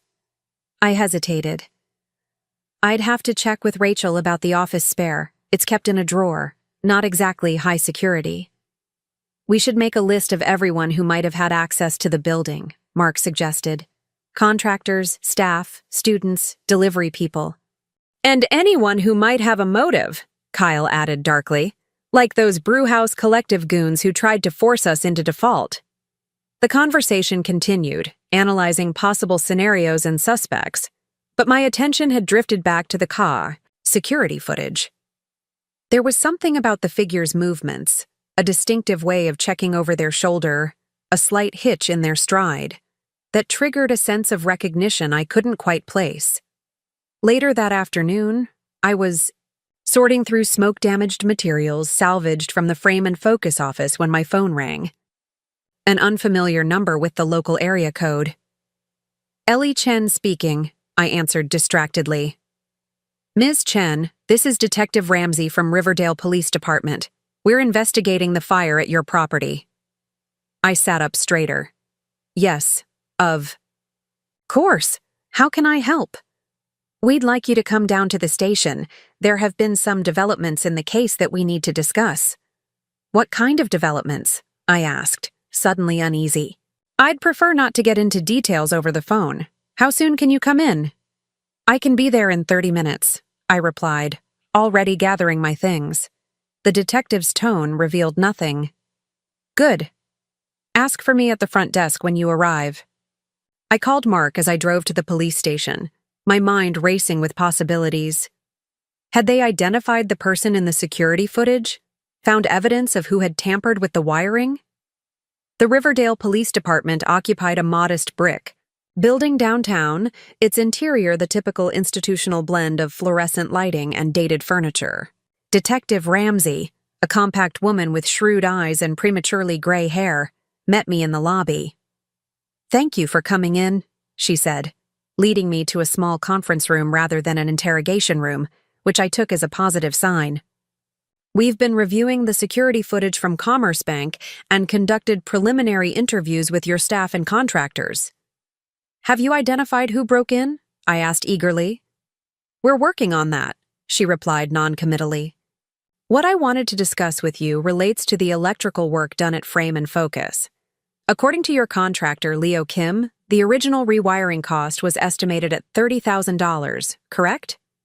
Yes, I confirmed, confused by this line of questioning. It was an unexpected expense just before our opening. And the work was completed approximately 3 weeks ago, she continued. That's right. The final inspection was done the day before our grand opening. Detective Ramsey consulted her notes. The electrical inspector who signed off on the work was James Townsend. Do you know him? I shook my head. I've never met him. Leo handled all the permits and inspections. Mr. Townsend doesn't recall inspecting your property, the detective said, watching my reaction carefully. In fact, his records show he was on vacation that week. The signature on your permit doesn't match his. The implication hit me like a physical blow. Are you saying the inspection was falsified? That's impossible. Leo is absolutely trustworthy. Perhaps, Detective Ramsey acknowledged, but someone forged that inspection document. And according to the fire inspector's preliminary findings, the electrical work in the north wing wasn't up to code, not even close. My mind reeled, trying to reconcile these revelations with what I knew about Leo. He had been our contractor from the beginning, recommended by Jasmine, working tirelessly to bring Frame and Focus to life. The idea that he would cut corners so drastically, would forge official documents, it seemed inconceivable. There must be some mistake, I insisted. Maybe one of his subcontractors. We're looking into all possibilities, the detective assured me. But I should tell you that we executed a search warrant at Mr. Kim's office this morning. We found some concerning financial records showing significant gambling debts. He appears to have been under considerable financial pressure. The room seemed to tilt slightly. Leo with gambling debts? The dedicated family man who showed us pictures of his kids every chance he got? Who worked weekends to keep our project on schedule? I find that hard to believe, I said, though doubt had begun to creep in. People have different faces they show to different parts of their lives, Detective Ramsey replied, not unkindly. The question now is whether his financial difficulties led him to cut corners on your electrical work, or whether there's a more deliberate connection to the fire. You think Leo might have started the fire? I couldn't even finish. The sentence, the idea was so preposterous. We're investigating all angles, she repeated, including the possibility that someone pressured him due to his financial vulnerability. Your brother-in-law mentioned some troubling interactions with investors interested in your property? I explained about the Brewhouse Collective's attempt to force Kyle into default, aware of how conspiracy theory it sounded when laid out for a skeptical detective. We'll look into those individuals, she promised. In the meantime, I'd appreciate if you kept our conversation confidential, particularly the details about Mr. Kim. We're still gathering evidence. I left the police station in a daze, the beautiful autumn day now shadowed by suspicion and uncertainty. Could Leo really have compromised our safety to save money? Or worse, could he have been involved in deliberate sabotage? The contractor, who had worked alongside us for months, who would seem to share our vision for Frame and Focus. Instead of returning to the cleanup efforts, I drove aimlessly through Riverdale, trying to process this new information. Almost without conscious decision, I found myself parking outside Leo's modest home in a quiet residential neighborhood. His company truck wasn't in the driveway, but his wife's car was.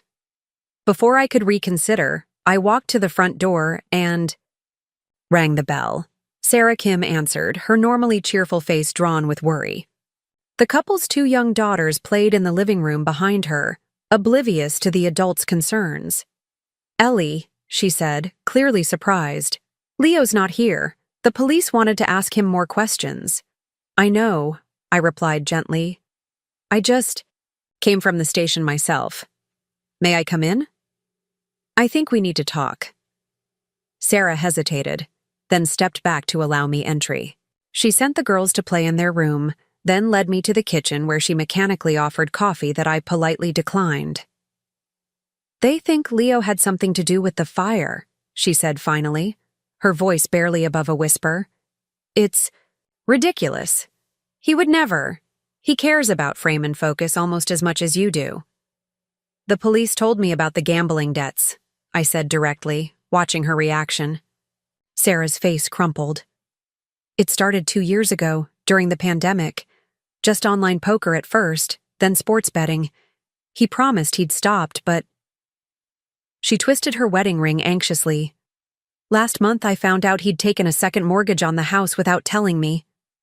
The confirmation of Leo's financial troubles solidified the sick feeling in my stomach.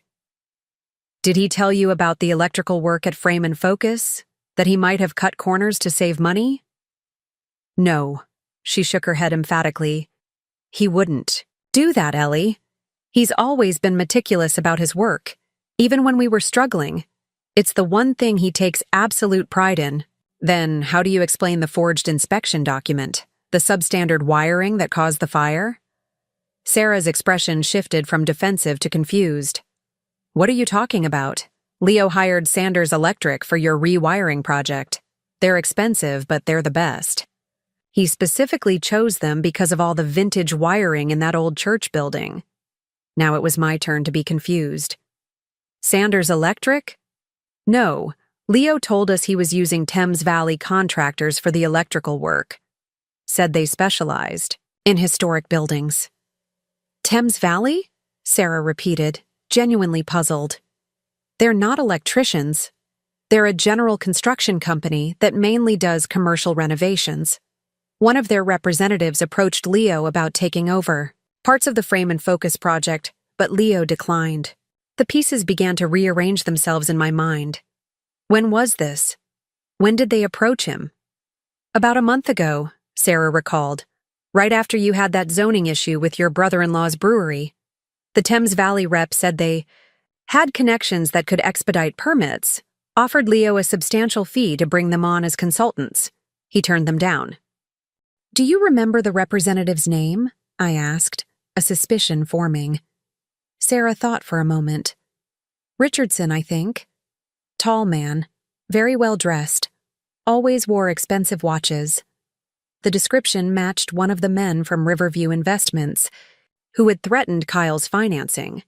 The same corporate raiders who had tried to force us into default so the Brewhouse Collective could acquire our property.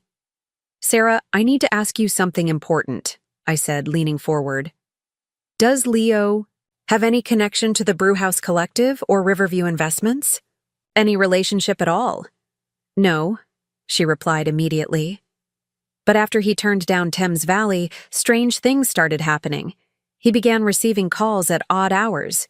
Someone broke into his truck and stole his client files. He was worried, enough that he changed all the locks at his office." The picture was becoming clearer, and it wasn't what Detective Ramsey had implied. "The police think Leo cut corners on our electrical work to save money, or maybe even deliberately created conditions for the fire. But that doesn't make sense if he hired Sanders Electric, which you say is a premium contractor." Sarah's eyes widened with realization. "Unless someone interfered with the work after it was completed? The same someone who broke into his truck and stole his client files." "The figure on the security footage," I murmured, remembering the hooded person entering Frame and Focus in the middle of the night. "We need to tell the police about Thames Valley and their connection to Riverview." "Leo's been trying to," Sarah said, frustration evident in her voice.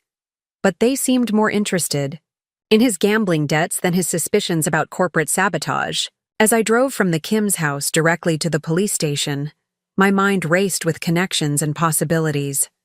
The corporate raiders hadn't given up after failing to force Kyle into default. They'd simply changed tactics, targeting the weakest link in our operation, a contractor with financial vulnerabilities who could be framed for negligence or even arson if their sabotage succeeded. When I arrived at the station, Leo was just emerging from an interview room, looking exhausted but relieved to see me. "Ellie, thank God. I've been trying to explain about Thames Valley and Richardson, but they keep focusing on my personal finances. I know, I said, squeezing his arm reassuringly. I just spoke with Sarah. We're going to straighten this out right now. Detective Ramsey was initially skeptical of our corporate conspiracy theory, as she called it, but agreed to investigate. Thames Valley contractors and their potential connection to Riverview Investments and the Brewhouse Collective. The forged inspection document was key. If Leo had truly hired Sanders Electric as Sarah claimed, then someone else had substituted substandard work and falsified the final inspection. We can prove it, Leo insisted.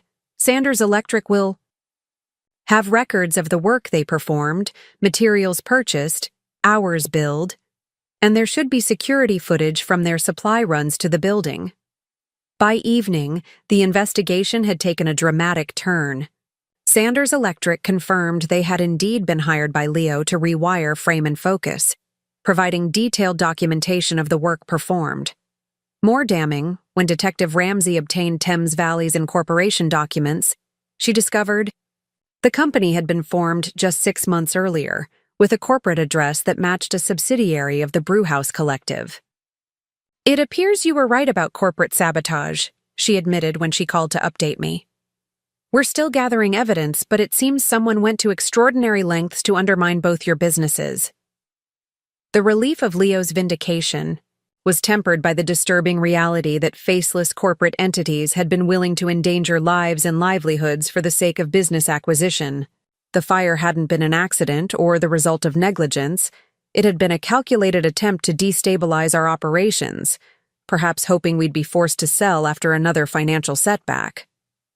I shared the developments with the family that evening, gathered once again around the dining room table that had become our crisis headquarters. Thames Valley Contractors is actually a shell company for Brewhouse Collective, I explained. They approached Leo about taking over parts of the frame and focus project, and when he refused, they apparently decided to take matters into their own hands. By sabotaging the electrical work and causing a fire, Mark concluded, his expression hardening. They could have killed someone. Robert, who had been quietly listening, finally spoke up. This goes beyond aggressive business tactics. This is criminal activity. We need to pursue this through both legal and regulatory channels. The police are building a case, I confirmed, but it could take months to gather enough evidence for criminal charges. And in the meantime, what happens? To frame and focus? Diana asked the question we were all considering. We rebuild, I said firmly. Again, but with full security measures this time, and we make it clear to these corporate predators that we're not going anywhere. Kyle, who had been uncharacteristically quiet throughout the discussion, suddenly slammed his hand on the table. This is my fault. I'm the one who got us tangled up with Riverview and their shady investors. No one could have anticipated this level of criminal behavior, Mark countered. Even from corporate raiders. But Kyle wasn't easily consoled. If I hadn't pushed so hard for the brewery, if I hadn't convinced Mom and Dad to sell the house in the first place, none of this would have happened. His raw guilt surprised me. The entitled, self-centered brother-in-law I'd resented for so long was accepting responsibility not just for his business decisions, but for the cascading consequences they'd created. You couldn't have known, I said, finding myself in the unexpected position of reassuring him. And remember, without your brewery vision, we might never have created the partnership that's actually made both businesses stronger. Kyle met my eyes, doubt warring with hope. You really believe that? After everything that's happened? I do, I replied, surprising myself with how much I meant it. What these corporate bullies don't understand is that they've only made us more determined, more unified. Diana reached across the table to clasp my hand. Unified is exactly the right word. We're not just business partners anymore. We're family, facing this together. Family. The word that had once felt so fraught with betrayal and resentment now carried a different weight. These people who had sold my childhood home without consulting me had become allies and supporters through crisis after crisis. Not perfect, certainly, but steadfast when it mattered most. As the others continued discussing security measures and rebuilding timelines, I found myself reflecting on how thoroughly my perspective had shifted. My grandfather's house was still gone, in the sense that it was no longer the unchanged repository of childhood memories I'd fought to preserve. But something new and unexpected had taken its place. A collaborative vision that honored the past while creating space for the future. That night, I returned to the darkroom annex alone, needing the familiar comfort of the red safe light and chemical scents. My grandfather's first camera sat on the shelf where I'd placed it, a tangible link between generations of photographers who had worked in this very space. I loaded one of his undeveloped rolls of film onto a reel and began the development process. The rhythmic sequence of chemicals and timing, a meditation that calmed my racing thoughts. When I finally hung the negatives to dry and examined them under the safe light, I gasped. The final roll contained images I'd never expected. Photographs of the Willow Street church building, now frame and focus, taken in various stages of renovation. During the early 1970s, my grandfather had documented the transformation of the abandoned church into a community art space decades before I purchased it for the same purpose. In the last frame, barely visible under the dim red light, was a sign being installed above the church door. Riverdale Arts Collective, Estar 1972. The very organization that had operated the space until funding cuts forced its closure in the early 2000s, creating the vacancy that allowed me to purchase it for frame and focus. The discovery felt like a message across time. My grandfather had photographed the beginning of the building's journey as an art space, and now I was continuing that legacy despite attempts to derail it. His eye had seen the potential in that abandoned church just as clearly as I had. 50 years later.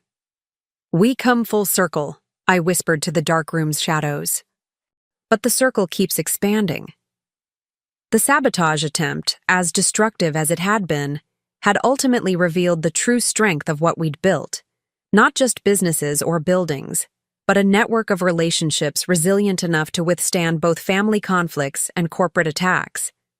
What had begun as my solitary quest to preserve my grandfather's legacy had evolved into a community endeavor, stronger for being shared. Tomorrow would bring insurance adjusters, reconstruction plans, and continued police investigation. But tonight, in the quiet sanctuary of the darkroom, surrounded by images that connected past to present, I found an unexpected peace.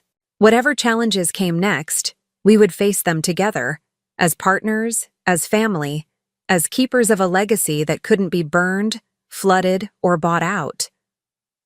The circle would continue to expand, just as my grandfather had somehow known it would, when he quietly made me co-owner of his beloved home, setting in motion events he couldn't have fully foreseen but had somehow trusted would lead to something meaningful.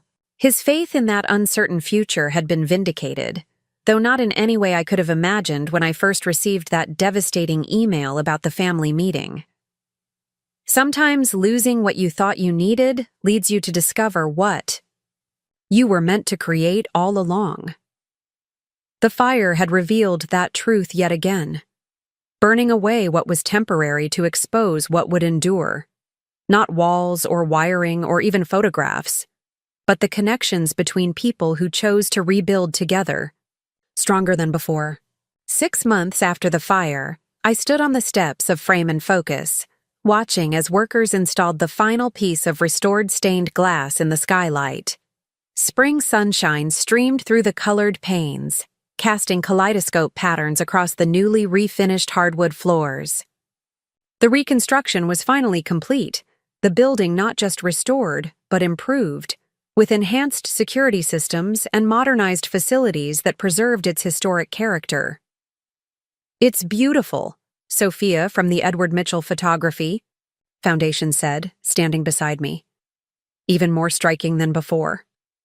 "Phoenix from the ashes," I agreed, recalling my grandmother's wisdom about rebuilding after loss. The investigation into the fire had led to criminal charges against executives from the Brewhouse Collective for conspiracy, fraud, and reckless endangerment. Their corporate machinations had been exposed in damning detail, becoming a cautionary tale in Riverdale's business community. Thames Valley Contractors had been revealed as nothing more than a shell company, created to infiltrate and sabotage our operations. Their connection to Riverview Investments meticulously documented by Detective Ramsey's thorough investigation. The formal reopening ceremony was scheduled for the weekend, with the mayor, local officials, and press expected to attend. The foundation had expanded their original partnership commitment, impressed by our resilience and the community support that had rallied around us during the rebuilding. The photography annex at the Craftsman House had thrived during Frame and Focus's reconstruction, creating an unexpected synergy between the two locations that we now plan to maintain permanently. "Ms. Chen?" A young woman approached hesitantly, clutching a portfolio. "I'm Natalie Foster. I've been taking classes at the Darkroom Annex. I was hoping you might review my portfolio before the exhibition next month." This was the unexpected joy that had emerged from our challenges, young photographers finding their voice, discovering the magic of both traditional and digital photography through our programs. During the reconstruction, we doubled our educational offerings at the Darkroom Annex, creating opportunities for students like Natalie who might otherwise never have accessed such resources. "I'd be honored," I replied, gesturing toward the newly outfitted review room. "Let's take a look together." Later that evening, the family gathered for dinner at Mark's and my apartment. No longer the cramped space I'd initially resented, but a home filled with photographs, memories, and plans for the future. Kyle arrived with a rare vintage bottle of wine and news about the brewery's latest expansion. "We're opening a satellite tasting room in the Arts District downtown," he announced, his entrepreneurial enthusiasm tempered now with thoughtful planning. "The Heritage Trust is helping us restore one of the abandoned storefronts as part of their downtown revitalization project." Robert nodded approvingly. "The business plan looks solid. Sustainable growth based on proven success, not speculation." Diana placed a casserole on the table, my grandmother's recipe for Chinese-American fusion that she'd painstakingly learned to prepare. "And the youth mentorship program is ready to launch?" 10 students already enrolled, Kyle confirmed. Frame and Focus handling the creative arts training, Darkroom Brewing covering business fundamentals and hospitality skills. We're calling it Focus on the Future. The transformation in my brother-in-law continued to amaze me. The entitled, self-centered entrepreneur who had convinced his parents to sell my childhood home had evolved into a community-minded businessman who valued legacy and education alongside profit. Our crucible of challenges had forged him into someone I genuinely respected. "I have news too," I said as we settled around the table. "The Edward Mitchell retrospective has been confirmed. The foundation is organizing a national tour of grandfather's work, starting with our gallery space." "That's wonderful," Diana exclaimed. "Edward would have been so proud." "There's more," I continued, pulling an envelope from my bag. "The Smithsonian American Art Museum wants to include his documentation of small-town America in their permanent collection. They're particularly interested in the newly discovered negatives. The achievement felt monumental. My grandfather's work finally receiving the recognition it deserved, becoming part of the nation's artistic heritage." Mark squeezed my hand under the table, sharing in this culmination of our journey. "To Edward," Robert raised his glass, "who saw further than any of us. And to family," I added, looking around at these people who had once been adversaries and were now essential parts of my life, in all its complicated, imperfect glory. After dinner, Mark and I walked to the Craftsman House, now illuminated by the subtle lighting Kyle had installed to showcase its architectural details. Through the main floor windows, we could see the gleaming brewery equipment, while upstairs, the warm glow of the darkroom's safe light indicated a late-night printing session in progress. "Sometimes I still can't believe how it all turned out," Mark said, his arm around my shoulders. from that awful family dinner to this. My grandfather knew, I replied, thinking of the legal precautions he'd taken, the photographs he'd preserved, the legacy he'd protected. He understood that family is worth fighting for, even when it disappoints you. Especially then. We continued. To frame and focus. Now secured for the night but still visible in the moonlight. Its restored stained glass windows, a testament to renewal. The two buildings stood as architectural bookends to our journey, one preserving the past, one creating the future, both now inextricably connected in purpose and spirit. What had begun as a bitter struggle over my childhood home had evolved into something neither side could have envisioned alone, a collaborative legacy that honored tradition while embracing innovation. The silent co-ownership that my grandfather had arranged had been his way of ensuring that eventually, inevitably, we would find our way back to what mattered most. Not the buildings themselves, but the values, memories, and creative spirit they contained. Sometimes losing what you thought you needed leads you to discover what you were meant to create all along. My grandfather had understood this truth and trusted that someday I would understand it too. Standing between these two buildings, between past and future, memory and possibility, I finally did. Up next, you've got two more standout stories right on your screen. If this one hit the mark, you won't want to pass these up. Just click and check them out.